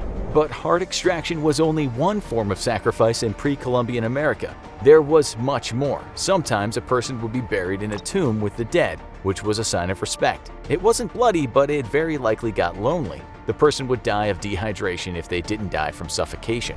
If there was famine or drought, the Mayans might throw people into what's known as a cenote, which is kind of a sinkhole. There's also evidence that the Mayans sometimes tied a person's head behind his neck and then disemboweled them. In ancient Mexico and Central America, there's some evidence that people were flayed and their skin would be used in a dancing ceremony, while at other times people would simply be burned. What about more modern human sacrifice? Well, there isn't much of it going on these days. In the 19th century, the Pawnee Native Americans had something called the Morning Star ceremony. This consisted of a captured young woman being tied to a scaffold. Her captors would then ride past her on horses while burning her armpits and groin with torches, after which she would be touched with war clubs by other men. A sacred arrow would be shot into her heart and she'd be hit over the head with the club. Her chest would be cut, but it was just a small cut to allow the blood to flow. Her heart would remain where it was. After all this, male members of the tribe would fill her body with arrows. This shooting of arrows was supposed to represent the men copulating with her, and the blood that dripped represented fertility for plants and animal life. The last time this happened was 1838. Archaeologists have discovered burial sites of the sacrificed in China, Rome, Greece, and Egypt, and there's some evidence that human sacrifices took place in the Middle East, Africa, and ancient and prehistoric Europe. In fact, from what we can see, human sacrifices might have taken place at one point in time all over the world. Scientists don't always agree, only because very old bones aren't always easy to understand. Almost 2 in the morning on the 26th of April, 1986. 25-year-old firefighter Vasily Ignatenko is part of the first response team tasked with putting out a fire at the Chernobyl nuclear power station. Chunks of highly radioactive graphite lie around the site. The men pick up bits and kick them around, not knowing that they're sealing their fate. They do a commendable job, a heroic job. But Ignatenko and others on that team are just hours away from falling gravely ill. One of the firemen jokes, "There must be an incredible amount of radiation here. We'll be lucky if we're all still alive in the morning."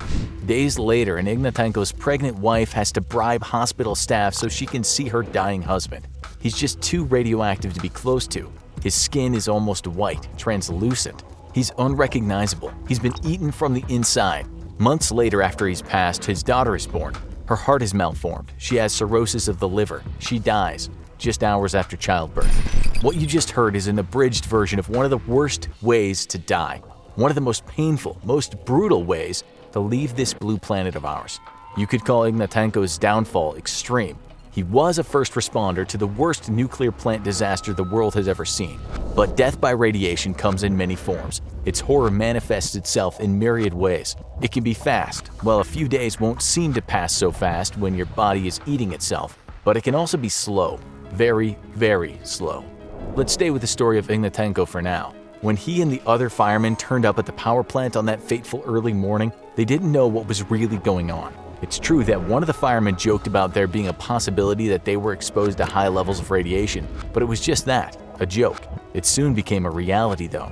27 firefighters died from what's called acute radiation sickness, aka ARS. In simple terms, that's the sickness you get when you're exposed to massive amounts of radiation. The number of actual radiation-related deaths was more than 4,000, but many of those deaths were of the slow kind.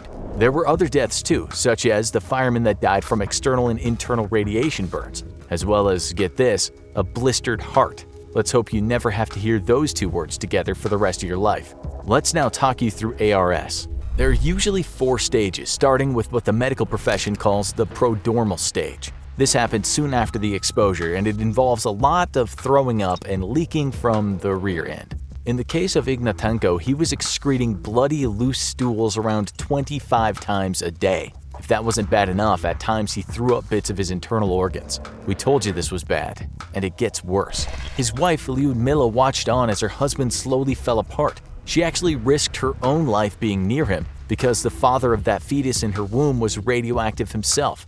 She watched helplessly as staff struggled to put slippers on his swollen feet, another of the symptoms. She witnessed staff not being able to clothe him in a hospital gown. His body, she said, had transformed. He was taking on different shapes. In her own words, she said, "Every day I met a brand new person." The burns started to come to the surface. The lesions on his body spread, making his skin look like a glossy white film. This came as a surprise to her because at one point he seemed to get better. It was as if the sickness was abating. It wasn't. What was happening is that he was experiencing stage 2 of ARS, the latent stage. This can last hours or weeks. Some people can recover after ARS, but those that don't are going to experience literal hell on earth. The radiation will destroy the bone marrow in the body, which can lead to deadly infections and hemorrhage. The GI tract can be destroyed, as can the cardiovascular and central nervous system. You don't have much chance of survival after that. It all depends on how much radiation a person is exposed to. Some folks might be kept alive with the help of medical staff. Antibiotics can fight infections. Blood transfusions can supply much-needed white blood cells. But the fact is, even if the person gets through the month, there can be many complications. Let's now talk about the skin. If a person's poisoned by radiation, what often happens at first is their skin will become reddened and may feel itchy. This can lead to blisters, which may scar and in worst cases may even kill the skin cells, something called necrosis. As for poor Ignatenko, he suffered from something called desquamation, which basically means his skin started to peel off. The blood vessels in his skin failed to work, and so he lost tissue at deeper levels. And this is why his wife said he barely looked human at that point. We should say that hair loss is almost guaranteed, but that's hardly a concern when your skin is falling off. Stranger things can happen months after radiation exposure. Listen to this. It's what one guy said about a friend of his who was at the disaster site. "My neighbor, he was also there. He worked a crane. He got black like coal and shrunk, so that he was wearing kids' clothes." What the hell? You see, we've only explained to you some of the horrors that happened to the people who died just days or weeks after exposure. There were many others who would succumb in months or years. Sasha Yevchenko could tell you about the prolonged agony. On the night of the disaster, he held a heavy reactor hall door open so men could get through. The 3 guys that went in died within 2 weeks. He survived, but that part of his body that held the door was exposed to massive amounts of radiation. About an hour later, he was vomiting. He had a searing pain in his throat. More time passed and he couldn't stand up. At the hospital, the staff measured the amount of radiation in his body, and he was given a 50-50 chance of surviving. He was sent to Moscow with other men who'd been exposed. 5 of them died quite quickly, something Yevchenko would later say was a blessing. In a matter of days, all his hair had fallen out, not just on his head, but on his entire body. He said most men suffered from skin rashes, huge, ugly rashes that burned. Some were given bone marrow transplants, and all the men received multiple blood transfusions. He experienced that latent stage when the sickness seemed to calm down, but it came back with a vengeance. One day, he pulled back the sheets on his bed only to see piles of black, dead skin. The part of his body that had held the door had become horribly swollen. The skin dyed around his shoulder and arm, and it was just plain luck that he managed to keep it. Years later, it would almost be half the size of his good arm. For many years, the affected body parts would just break out in ulcerations, which meant for much of his life he was covered in bandages after having operations. He actually felt like one of the fortunate ones because he witnessed his friends losing their eyesight or succumbing after bone marrow transplants. You see, the radiation destroys bone marrow cells, and when they go, the victim doesn't have the white blood cells that fight infections. They're vulnerable, sitting ducks. For those who survived, like Yevchenko, their lives were forever changed. They were likely infertile, but they were told not to bother having kids anyway. There was a likelihood that the kids would be born malformed or would develop leukemia. Worse still, the survivors became pariahs. People looked at them like they were the living dead, dangerous carriers of radiation, and so people would cross the street when they saw them coming. Then there were the ones that died of radiation-related cancers. No one can say exactly how many people that was, but it's thought that maybe as many as 270,000 people in Ukraine, Russia, and Belarus developed cancers because of the disaster. It's estimated that around 93,000 of them died, a lot of them just children. Many women were exposed to high levels of radiation, but because they never suffered the more extreme symptoms of radiation poisoning, they didn't think too much about it. Then they had kids, sick kids. It should also be said that many people drank milk from cows that grazed on contaminated land. Some of those kids developed cancer early on in life, but others suffered from very strange and macabre-sounding birth defects. The human embryo and fetus are very sensitive to radiation, so while mom might look fine, it doesn't mean her newborn will be. Some kids whose parents had been exposed to high levels of radiation were born with a club foot or a cleft palate or a cleft lip. Some had an extra finger or an extra toe, while others had digits on their hands or feet that were fused together. Believe it or not, in 1993 there were reports of a two-headed baby being born in the former Soviet Republic of Moldova. She had not only two heads, but also had two hearts, two sets of lungs, and two spinal cords. Radiation was to blame. We've concentrated largely on the Chernobyl disaster, but death from radiation has taken out a lot of people. Some of them well-known figures. Take for instance Marie Curie, the Nobel Prize-winning physicist who discovered polonium and radium. She used to love the blue-green glow of her test tubes that contained radioactive isotopes. She'd walk around with them in her pockets. This would lead to her downfall. She became almost blind, severely ill, and eventually died because of her ignorance. Then there was the wealthy American socialite named Eben Byers. In the 1920s, he was a huge fan of drinking radium dissolved in water. "A glass a day keeps the doctor away," he told his friends in the public, only to gradually become sick, lose weight, lose his teeth, and the best part of his jaw. When he died, there were holes in his skull. A similar thing happened to who we now call the Radium Girls. These young women were employed to paint watch faces with radium-infused glowing ink, something which was great for soldiers and that took off as a fashion. Little did they know that when they sharpened their paintbrushes by putting the bristles in their mouth, they were ingesting radium. Many of them lost teeth, their jaw, and some died painfully and slowly. Let's not forget the former KGB agent Alexander Litvinenko. After gaining political asylum in the UK in 2006, his cup of tea was dosed with polonium-210. Within weeks, he was a dead man. Some believe that this kind of hit was a big statement and a warning to anyone that dared defy the almighty Putin. The poison wasn't designed to kill Litvinenko quickly, but to make him suffer as much as possible. The Renaissance, which lasted from 1300 to 1600, was a period marked by the revival of learning about ancient Greece and Rome, and so was aptly named. The word Renaissance even means rebirth. It was a time when art, philosophy, music, and radical thought all abounded. The whole world was turning its eye to beauty, as inventions like the printing press and telescope proved to be revolutionary. But in the late 1400s, the music stopped for a time. A new disease, sometimes called the Grande Virule or Great Pox by the French, what we now call syphilis, was a malady the likes of which Italians or the later world had never seen, and more importantly had no immunity toward. What started as genital ulcers led to fever, a rash, and body aches. Months later, painful and foul-smelling sores began appearing on people's bodies, and green acorn-like boils protruded from their skin. Their bodies were covered in scabs and swollen with tubercles, which started off as bright red and then progressed into a repulsive black color. Sores became ulcers that ate into their bones, destroying their noses, lips, and eyes, sometimes extending to the throat. The flesh falling off the sufferers' faces made them unrecognizable. What we in modern times treat as and understand to be a fairly benign sexually transmitted disease caused a deadly epidemic in the middle of the Renaissance that killed up to 5 million people. Evidence, which includes reports from scholars at the time and woodcut drawings, indicate that this syphilis was more virulent than what we see today, a much more contagious, deadly strain that killed people at a quicker rate. And while the virus that is causing today's coronavirus pandemic and the one that caused the syphilis epidemic aren't related, it seems likely that now more than ever the entire world can empathize with that fear of the unknown that people in the Renaissance faced, just as we do today. And perhaps we can even learn something from how humanity dealt with the epidemic in the past. German humanist Josef Grünpeck, who eventually fell prey to the syphilis outbreak, called it so cruel, so distressing, so appalling that until now nothing more terrible or disgusting has ever been known on this earth. And Albrecht Dürer, who later etched artistic woodcut portrayals of sufferers, wrote, "God save me from the French disease. I know nothing of which I am so afraid.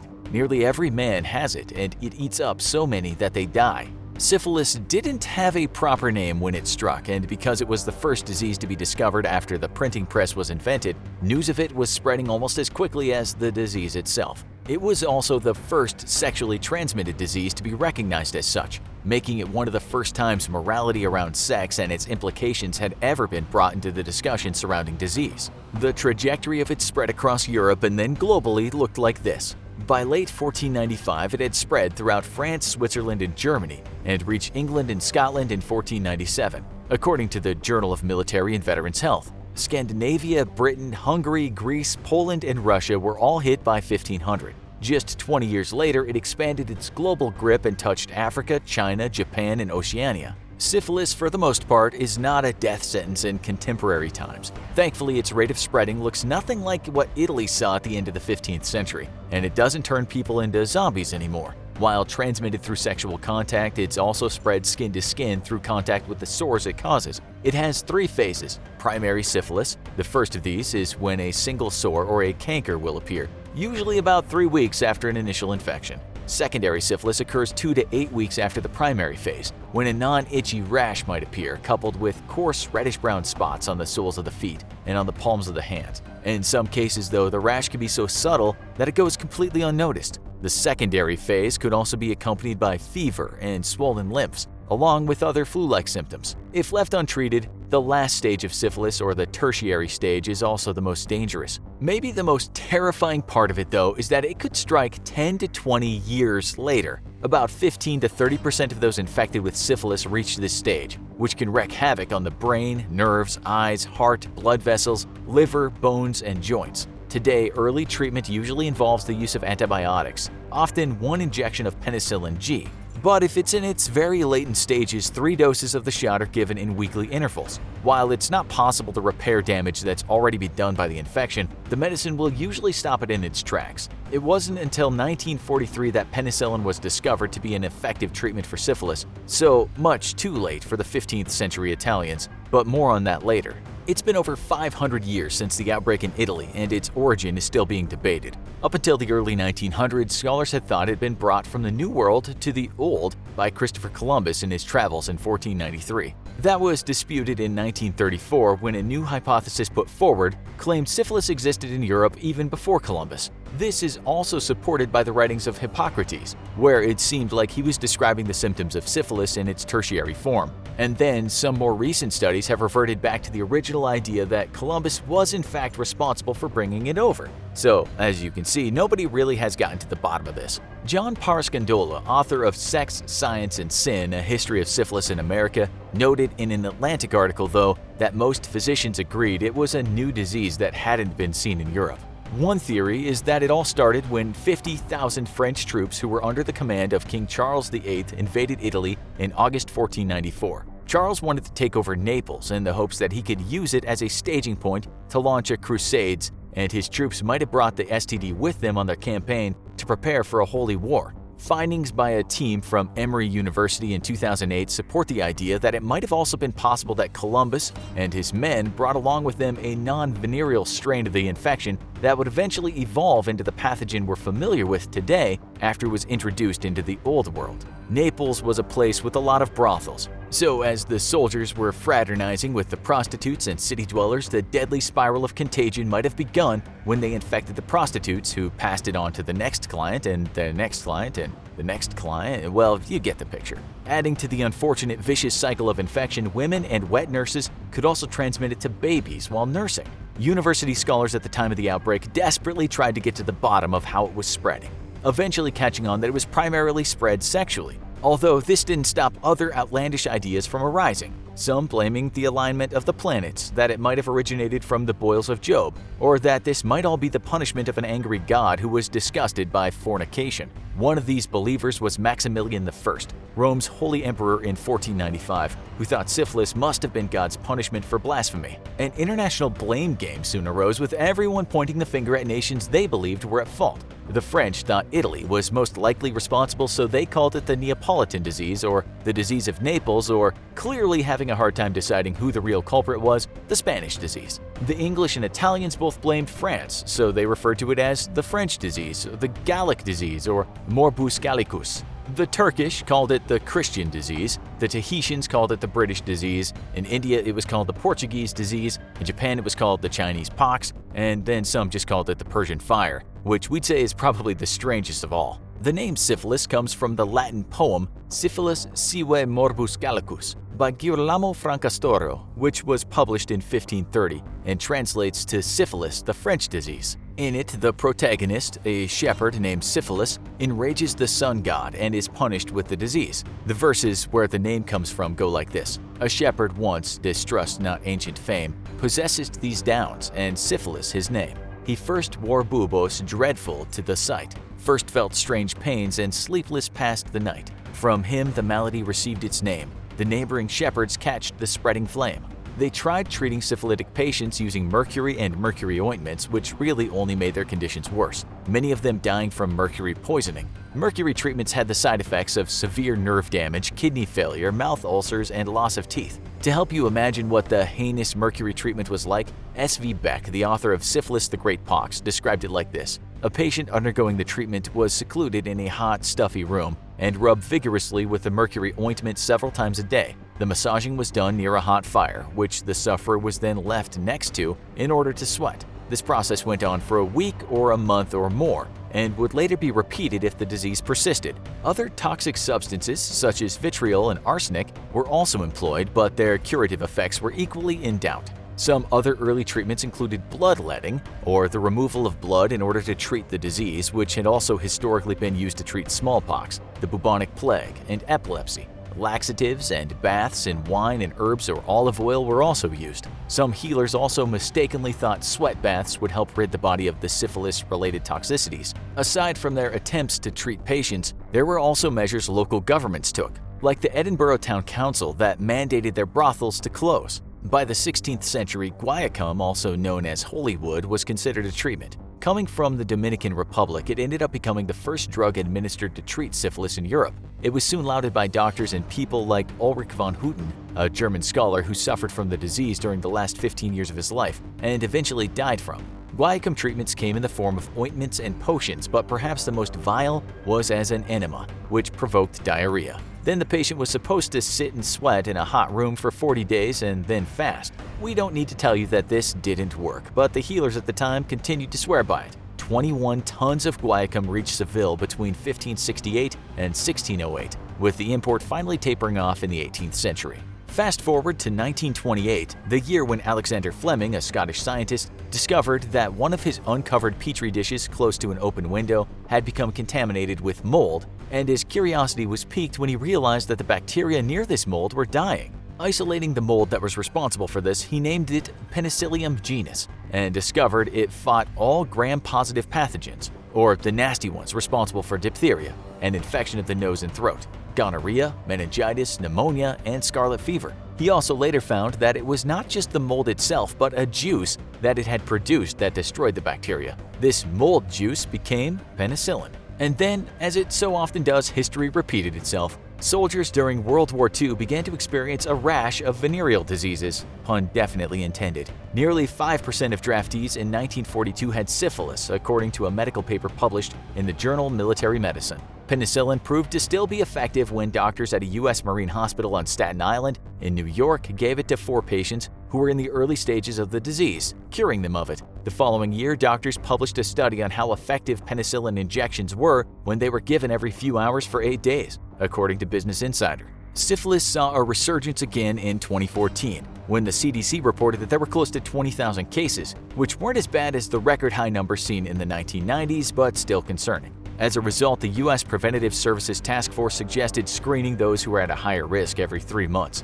The reason for this rise in cases? Because the disease often goes undetected, sometimes causing no symptoms, leading to carriers spreading it without realizing. Maybe it is a bit like the coronavirus after all. He was just a kid, according to his neighbors, that always had a friendly smile on his face. It seemed for a while that fate had dealt him a bad hand, a tumor on the brain, not something to be taken lightly. But as things turned out, that tumor was benign. It was removed by first-class surgeons in New York, and that was that. The boy was back on track and good to go. But as medical protocol demands, he had to return to the hospital for a scan, just a routine imaging procedure to check if all was well inside his skull. He laid down on the MRI machine platform and with the push of a button was delivered into the tube. In a flash of an eye, a super powerful magnetic field sent a metal oxygen tank flying across the room. The patient's skull was crushed. It was a bad way to die. Now you're probably wondering how that happened. We wouldn't blame you for thinking that the scene we just described is a work of fiction, but we regret to tell you that it isn't. It happened just like that. The boy, aged 6, died soon after from his injuries. He was a healthy kid, and since his tumor was benign, he didn't have much to worry about. How could he or his patients have known that freak accidents can happen in an MRI room? We'll get around to telling you why they happen, but first, let's have a look at some more accidents, at times tragic and in some cases downright insane. Imagine this scene. An off-duty walks into a hospital. He's there for an MRI scan, aka a magnetic resonance imaging scan. He might be off-duty, but he's still carrying a weapon, a loaded weapon too. One of the staff at the hospital tells him it's okay to remain strapped for the scan. Well, that was a mistake. Not just a rookie mistake, but a downright foolish blunder. No sooner than the cop entering the room, his gun flies out of its holster as if in the grips of a malevolent spirit. It zips across the room, sticks to the side of the machine, and before anyone has time to say, "What the hell?" the gun fires. The cop ducks, the staff dive for cover. It's total chaos. When calm is restored, staff try to pry the gun from the machine, but it won't give it up. It takes 3 hours to pull it off, and it's only possible when the machine powers down and releases its grip. Now for something a little more gruesome. Rajesh Maru, 32, used to live in Mumbai, India, until an MRI machine had its way with him. Maru was just a ward boy, the type of person that carries out errands in a hospital. One day, he's told to take an oxygen cylinder into an MRI room, and that doesn't go down too well for him. No sooner than he enters the room, he's sent hurtling through the air. On contact with the side of the machine, the cylinder leaks, and poor Maru inhaled a steady draft of liquid oxygen. Goodbye, Mr. Maru, that certainly was a worst way to die. A few years earlier over in New Delhi, something equally as absurd happened. A hospital technician and a ward boy were carrying a metal oxygen tank into an MRI room, and as you can probably guess, that was a big mistake. The machine did its magic and sent the 4-foot tank flying across the room, but as both men were standing in front of the tank, they were pinned between it and the machine. The pressure wasn't like being cramped on a third-class Indian train carriage. The guys were literally being squashed for 4 hours until the machine was powered down. Both men fell unconscious under the extreme pressure. The injuries sustained included a damaged abdomen, a punctured bladder, muscular damage, a fractured elbow, and severe bleeding. We'll come back to the accidents and possibly the most horrific thing you've ever heard in your life, but first let's look at the science of why MRIs have done some very nasty things to people. Since it's called a magnetic resonance imaging machine, you probably have guessed by now that inside the machine there's a magnet, a very powerful magnet. Magnet strength is measured in Tesla, and the most powerful magnet that's ever been invented had a continuous field of 45.5 Tesla, and that's a lot. Have you ever seen one of those giant magnets used in junkyards to lift cars? They're about 1 Tesla. Those magnets you have in your fridge, they're usually around 0.005 Tesla. The magnet inside an MRI machine is usually between 1.5 and 3 Tesla. Although the Inumac magnet inside the $250 million super MRI machine has a power of over 12 Tesla. As one person put, enough power to lift a tank like Magneto. While most MRI machines will be 3 Tesla or less, that's enough to pull guns out of holsters and send canister-carrying hospital staff flying through the air. We don't want to scare you guys from ever getting an MRI scan. Accidents are rare, and when you consider that from 1982 there have been millions and millions of scans inside the US alone, your chances of becoming canned meat inside a machine, well, you have more chance of choking on a jackpot-winning lottery ticket. MRIs are great. They give specialists detailed images of your brain and other organs. The thing is, though, you can't take any risks with them. Those veritable X-Men have incredible powers. They can kill, maim, squash heads, and as you'll see, torture. The magnets are usually on all the time, so it's not as if people walk into MRI rooms thinking the machine might be sleeping. They should know that it never sleeps and will only do so if a big red shut-off button is pushed.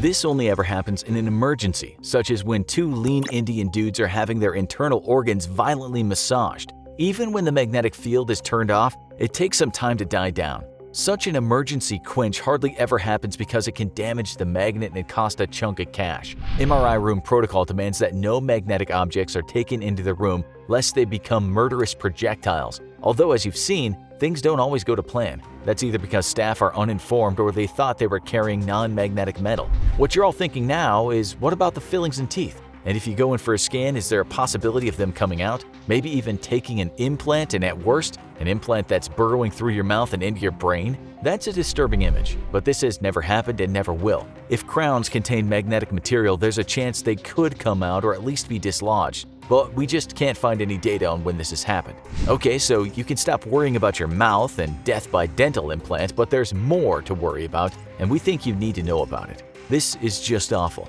about as macabre as accidental death gets. There was a woman who had something called an aneurysm clip embedded into her brain. This is a metal clip that holds the base of the aneurysm to prevent blood from getting into it. It's a lifesaver, but in 1992 for a 74-year-old woman it was a killer. The magnet pulled the clip, and that shift through her brain caused a hemorrhage. So you have to be aware of what you have inside your body.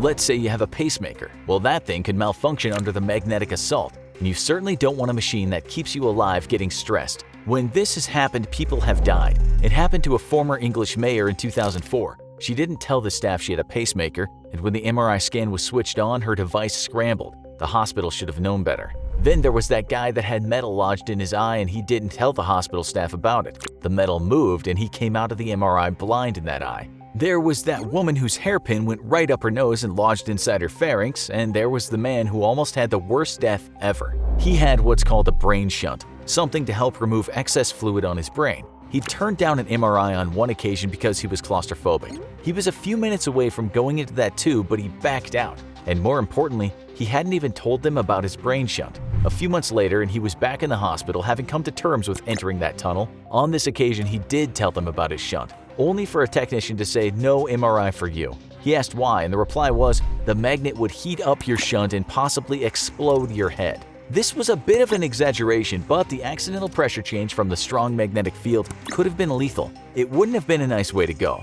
Spending time in the sauna can be relaxing after a long day, but what would happen if you couldn't get out? What if you went to open the door and it was locked, trapping you in the intense heat indefinitely? If you weren't already sweating, you sure would be then. You're about to find out why being locked in the sauna is the worst way to die. The typical sauna reaches temperatures as high as 185 degrees Fahrenheit. This is nearing the point at which water boils. In fact, the high humidity in the air of a sauna is caused by the rapid evaporation of water, so it should come as no surprise that at this temperature your body slowly begins to cook. This wouldn't be a problem as long as you leave the intense environment before any damage is done. But when locked in a sauna against your will, you don't really have that option. Oftentimes, spending time in a sauna is cited as having benefits for cardiac health and detoxification. However, once you realize you're stuck in that hot room with no way out, your heart rate skyrockets from panic. The high temperatures in the sauna already increase your heart rate, so at this point the heart will be beating as if you had just completed an intense workout. The heart's working overtime to pump blood throughout your body, yet it cannot keep this pace up forever. If you can't calm yourself down, your heart will continually pump blood at an increased rate. Although your heart probably won't explode, your blood pressure and pulse will be elevated to unsustainable levels. Eventually, your heart, like all muscles in your body, will get tired. It'll slow down until it stops, or it may just give up all at once. Either way, the result is the same. You go into cardiac arrest and die from a heart attack. As you fall to the floor, your vision blurs, and the last thing you'll see is your outstretched hand reaching for the locked door of your sauna crypt. As you'll come to find out, having your heart nearly explode or stop beating completely is one of the more merciful deaths that can occur from being locked in a sauna. What is to come is so much worse. A slower and more painful death can happen from dehydration. When stepping into a sauna, you're prepared to sweat. Many people use the sauna to sweat out toxins or the alcohol from a rager the night before. But what happens when your body doesn't stop sweating? The short answer is things start to get really uncomfortable. As your body tries to cool itself off, blood vessels and skin cells expand to release heat. Water is excreted from the body to act as a cooling agent. However, your mouth will quickly dry out as all available water is being ejected to cool the skin. Your internal organs will also stop getting the fluid they need, quickly causing you to suffer from dehydration. With not enough water circulating around the body, cells begin to die, tissues begin to crack, and the result is a massive amount of strain on vital organs. Increased body temperature with a lack of water circulating around your internal systems can lead to rupturing of veins and arteries. Your body begins to hemorrhage internally. This means that blood begins seeping out of the circulatory system and into other parts of the body. In particular, this can occur in the stomach,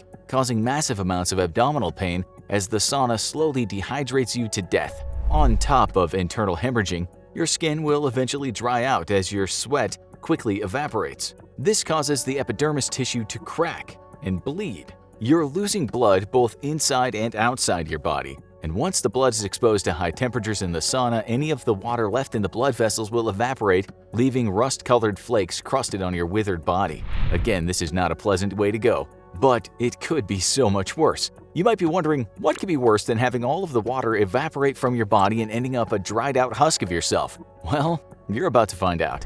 In a sauna, your temperature increases. Although you sweat to try and regulate your body temperature, eventually the hot, humid environment of the sauna will win out. Your skin can increase in temperature to around 104 degrees Fahrenheit within just a few minutes. As you're stuck in the sauna for longer and longer, the temperature of your skin goes up and up. If you don't die from heart attack or internal bleeding, you'll have the rare opportunity of being cooked alive. Think of the sauna as a slow cooker oven. If you've had slow-cooked barbecue, get ready to be a little grossed out. If you haven't had slow-cooked barbecue, get ready to be grossed out anyway. Your muscles and skin are the same as any other mammal, such as cows and pigs. This means your body will react the same way to being slow-cooked as those animals. Hot air burns to the skin can occur between 20 and 60 minutes after being locked in the sauna, especially if the temperature is in the high 100s. However, there have been cases where burns begin at around 10 minutes. Regardless of when the burning begins, your body is being cooked alive. A few things will happen at this point. The heat will slowly peel away the skin from your muscles. Whole sections of skin can slough off and end up laying next to you on the damp floor.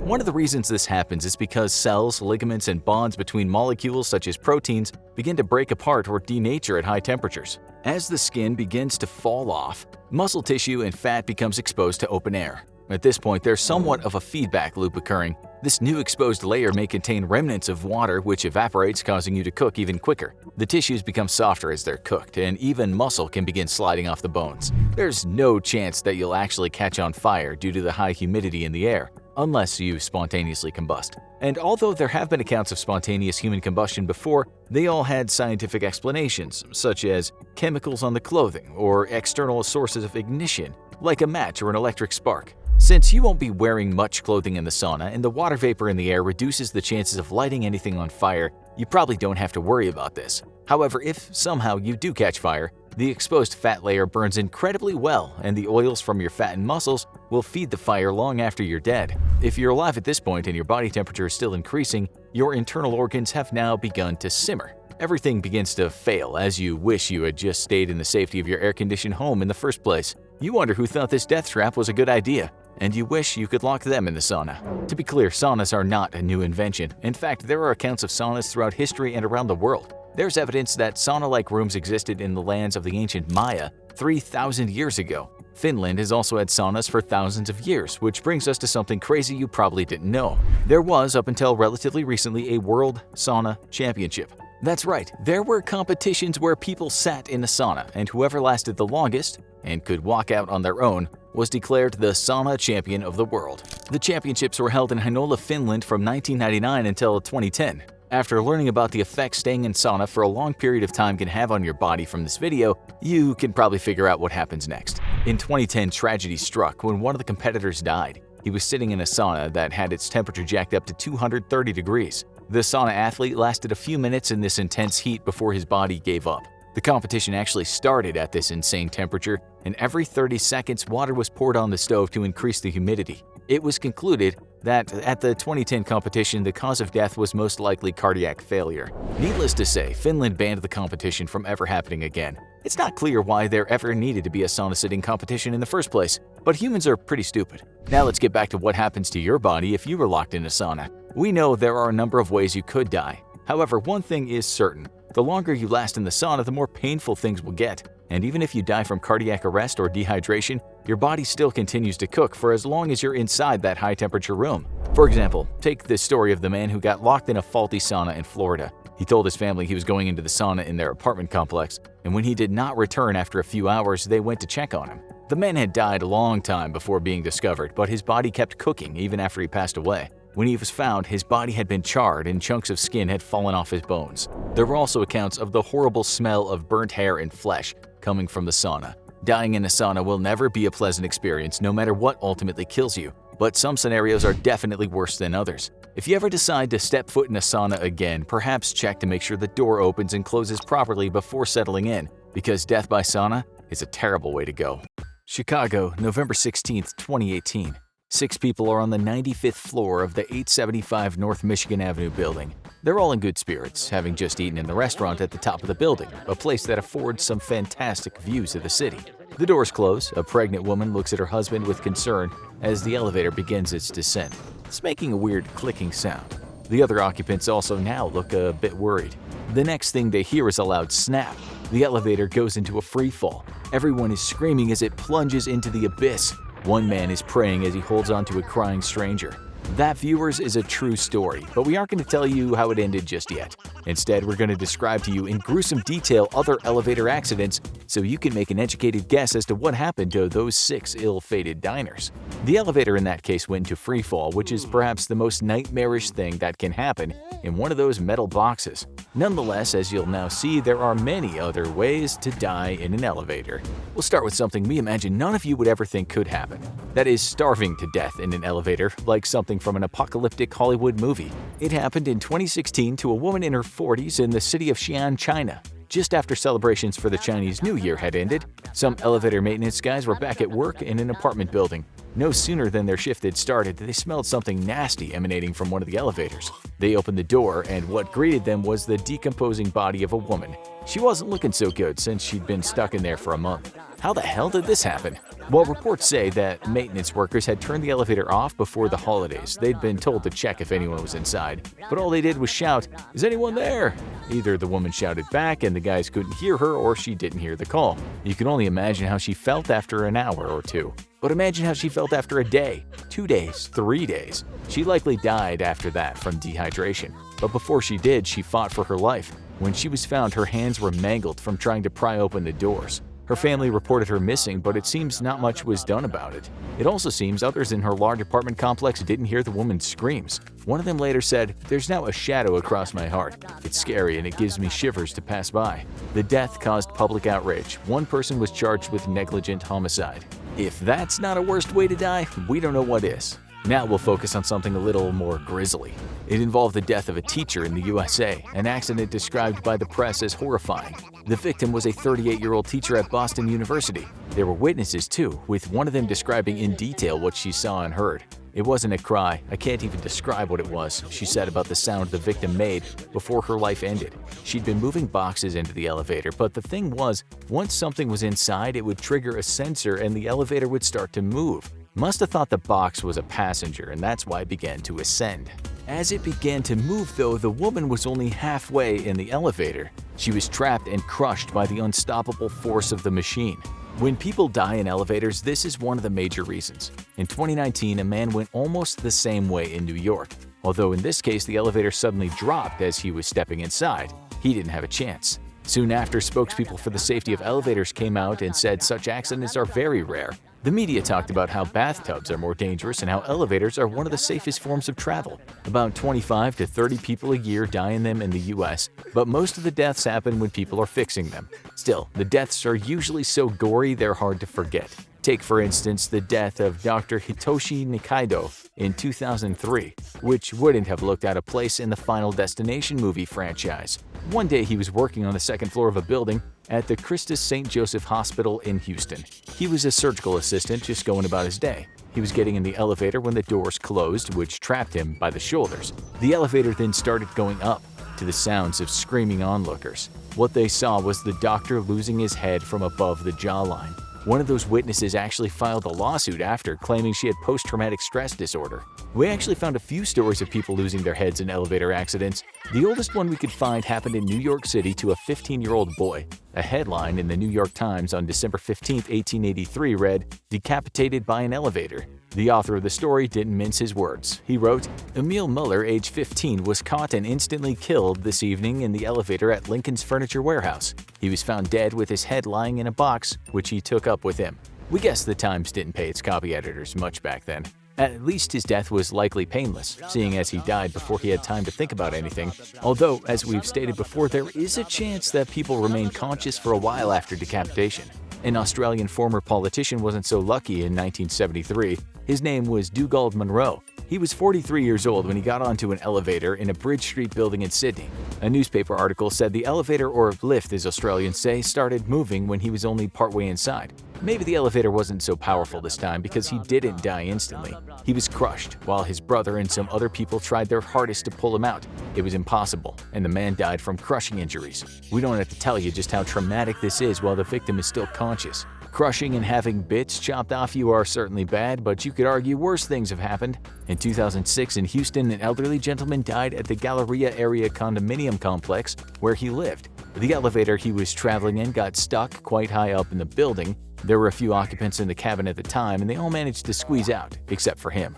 When it was his turn to get out, he didn't quite make it. He slipped and fell down the shaft, falling 12 stories. What's more upsetting is his grandchildren had been in there with him, but he helped them get out first. We don't know exactly how he died, but it's hard to survive falling from such a height. If his head hit first, brain trauma would have killed him instantly. If his legs hit the ground, the trauma would have done so much damage to his internal organs that death would have been fast. His spine also would have likely been fractured, and that would have interrupted blood flow to the brain. The last shaft fall we'll talk about happened in Spain in 2017.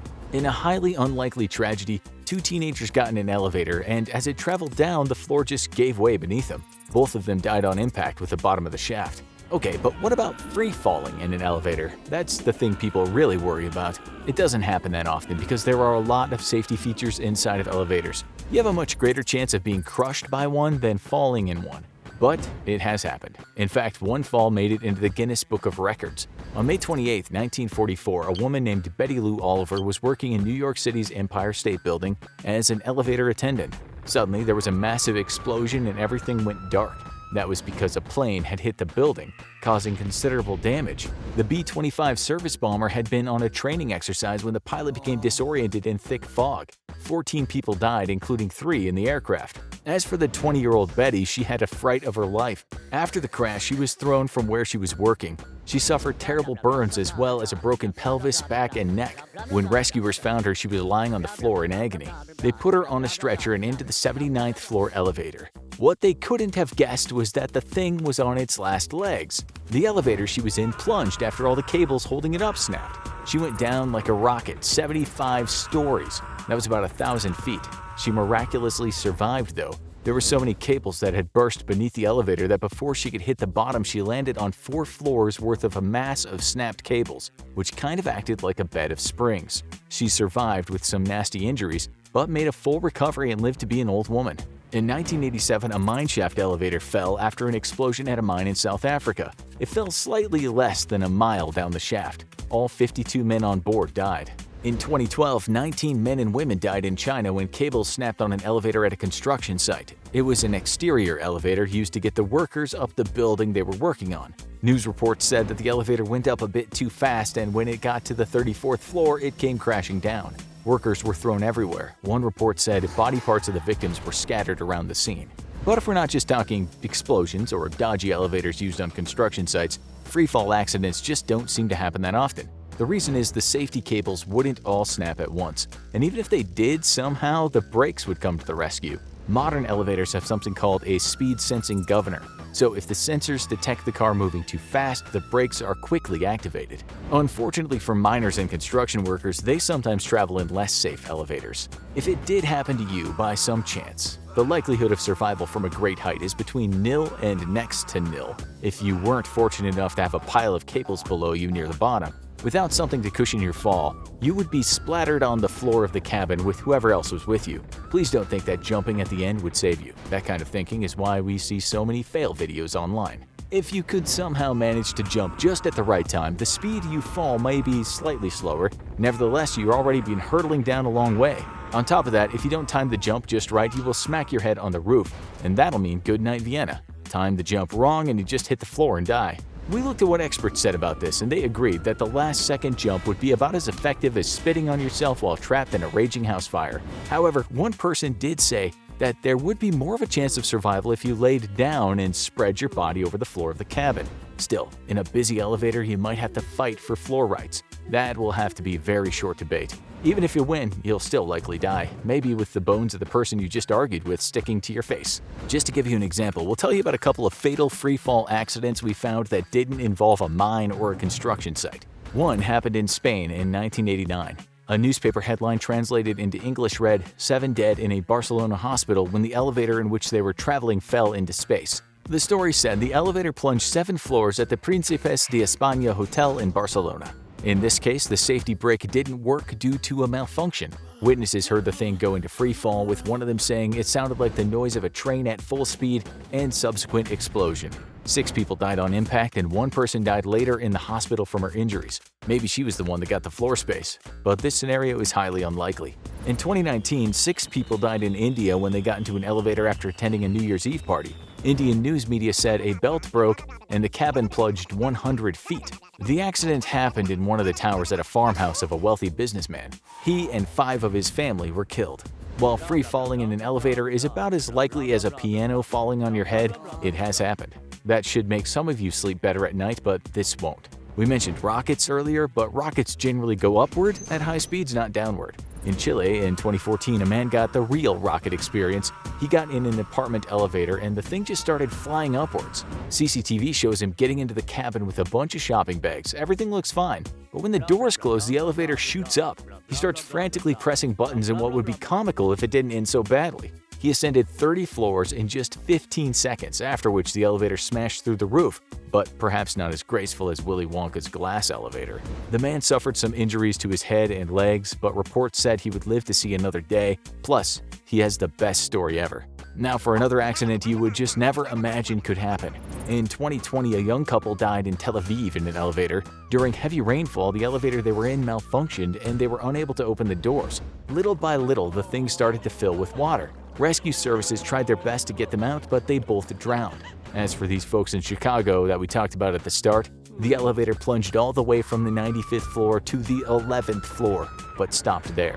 One of the occupants later said she was sure she and her fellow passengers, some Northwestern law students and a couple of tourists from Mexico, were all going to die. It was a bit of a bad trip for everyone involved, but they were saved because only one of the cables snapped. No one was even hurt, although a guy was so shaken up he had to be treated for anxiety. It took 3 hours for firefighters to get them out, and all the time they weren't sure that the thing wasn't going to plunge again. As we've shown you today, the risk of free falling is so small you probably have a higher chance of being killed in an elevator by a serial killer. In fact, statistically, driving is way more dangerous than riding in elevators. As for escalators, they're veritable death traps. Maybe one day we'll tell you about the girl whose hair got stuck in an escalator, or the woman who was eaten alive by one. But for now, we'll leave you in peace. It's certainly a morbid subject to discuss, but we've all likely talked to our friends about how we want to go out. No doubt for a lot of people, dying quietly in their sleep would seem like a good option, a kind of painless, non-messy exit, perhaps involving one last dream. Nobody wants to leave this planet slowly, wasting away in pain, or maybe even losing their minds. And while it might be fast, it's likely no one would like to go out in an extremely violent way. Then there's the ironic death, and there's plenty of those. We might recall the man in the US in the 80s who avoided the electric chair after a peel, then accidentally electrocuted himself in his cell and died. With that in mind, welcome to this episode of the Infographics Show, the strangest ways people have died. 13. The irony of dying while keeping fit. We'll give you just one famous example of a victim of irony, and that is the case of the former American jogging guru Jim Fixx. He wrote The Complete Book of Running in 1977, and it became a bestseller. In fact, he's said to be one of the main people that started what was called America's fitness revolution. Fixx had once been overweight and also a heavy smoker, but then he started his exercise regime, sold his books, and told the American people that running was the secret to having a long life and good health. He died of a heart attack while running when he was just 52 years old. Okay, so that's perhaps not so strange, and we'll get stranger, but we just wanted to give you an example of death by irony. 12. Death by clothing. You've all heard news media write stories about what it calls draconian laws or rules. This just usually means out-of-date laws or laws that seem way too strict or even brutal. We get this adjective from a Greek lawmaker called Draco. In Athens in the 7th century BC, this man created laws that were said to be unfair, or at least unfair if you were not part of the wealthy group of people. His harsh legal code could mean cruel punishments for even petty crimes. Nonetheless, it said he was popular at the time with the crowds. But in those days, the public did seem to to enjoy watching blood being spilled. It's said during one appearance in the Eugenian Theater, the crowd wanted to show their adoration, so they threw their hats, cloaks, and shirts at him. But they went overboard, and it's said Draco suffocated under the avalanche of clothing from his admirers. We should say that this is an old story passed down, so one might question how it actually happened. Maybe they meant to kill him, but we'll never know what happened that fateful day. 11. Death by proving that something is safe.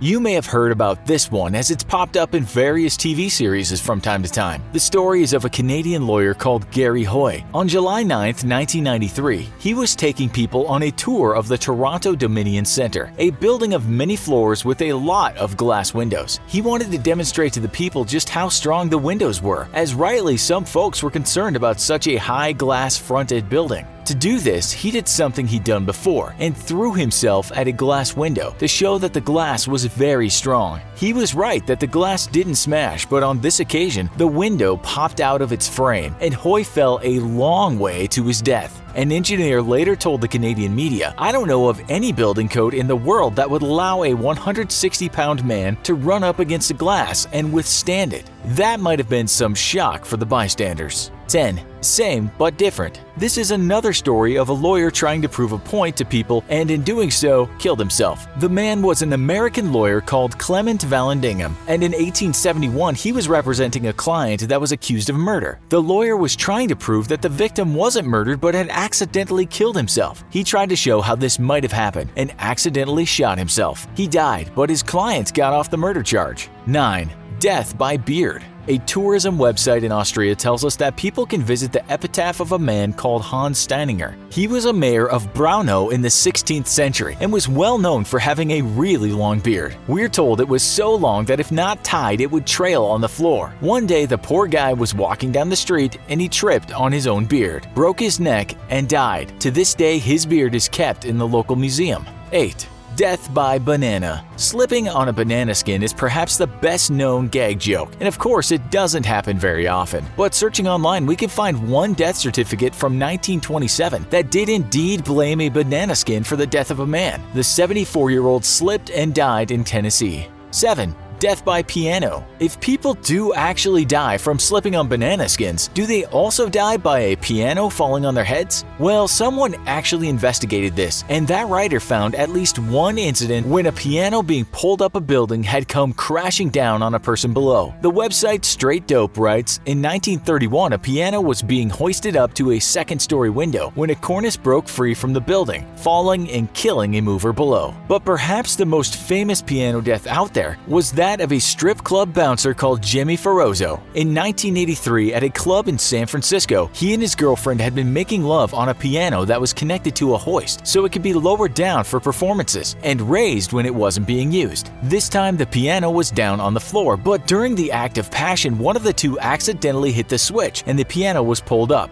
Jimmy was consequently crushed against the ceiling, but we are told his lover survived the incident. 6. Killed by a bird. We can actually find a few instances of people being killed by birds, but this one has to be the strangest and also involves a fair bit of karma. In 2011, a 35-year-old California resident called Jose Luis Ochoa was stabbed to death by a bird. The BBC writes that the man had been at an illegal cockfight and had taken with him a cock that had sharp spurs on its legs, which were more like little knives. The bird apparently turned on its owner and he suffered what the coroner called a sharp force injury. A police spokesperson told the media, "I have never seen this type of an incident." No kidding. 5. Killing your son. The snake. In 2013, a Japanese man called Takuya Nagaya had apparently been acting a bit weird at his parents' apartment in Okazaki City. He'd been slithering around like a snake. Of course, his father came to the rational conclusion that his son had been possessed by some kind of snake demon. He then did the next rational thing and took matters into his own hands. Well, we should say head and teeth. Reports tell us his son died from injuries sustained while the father was trying to get the snake out of him by biting and headbutting him. You can only imagine what the scene must have looked like.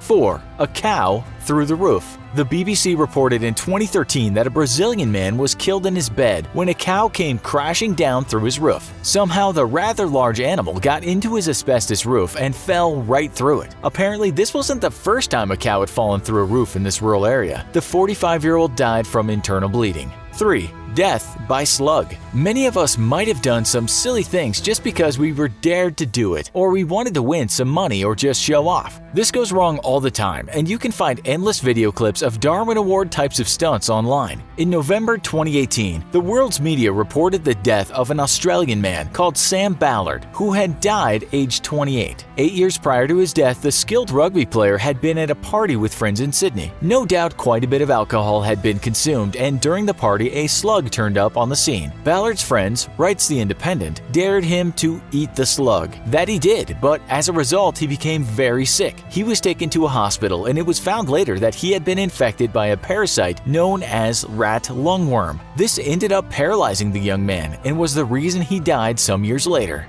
2. Death by cockroach. You shouldn't eat slugs. And you also probably shouldn't eat cockroaches. The BBC tells us that in 2012 a man from Florida by the name of Edward Archbold had entered himself into a live cockroach eating competition. He had done well, devouring dozens of the creatures, but it also killed him. The coroner ruled that his death was caused by asphyxia due to choking and aspiration of gastric contents. In short, he had choked on cockroach body parts. 1. The body of Christ. We know that some Christians will take into their mouths something that symbolizes the body of Christ, but one Canadian man took this a step further in 1987. According to the Toronto Globe and Mail, a man called Franco Brune had been taken in by police and left in the cells. It turns out that in the cell, the man had made use of a small Gideon's Bible by swallowing it. He choked to death on it. News reports tell us that for this mentally unwell man, the swallowing of the Bible to him was some form of symbolism or allegory, as though he was trying to purge himself of the devil by consuming religion. What's the strangest death you've heard about? Tell us in the comments. Also, be sure to check out our other show, What If Hitler Had Won? Thanks for watching, and as always, don't forget to like, share, and subscribe. See you next time.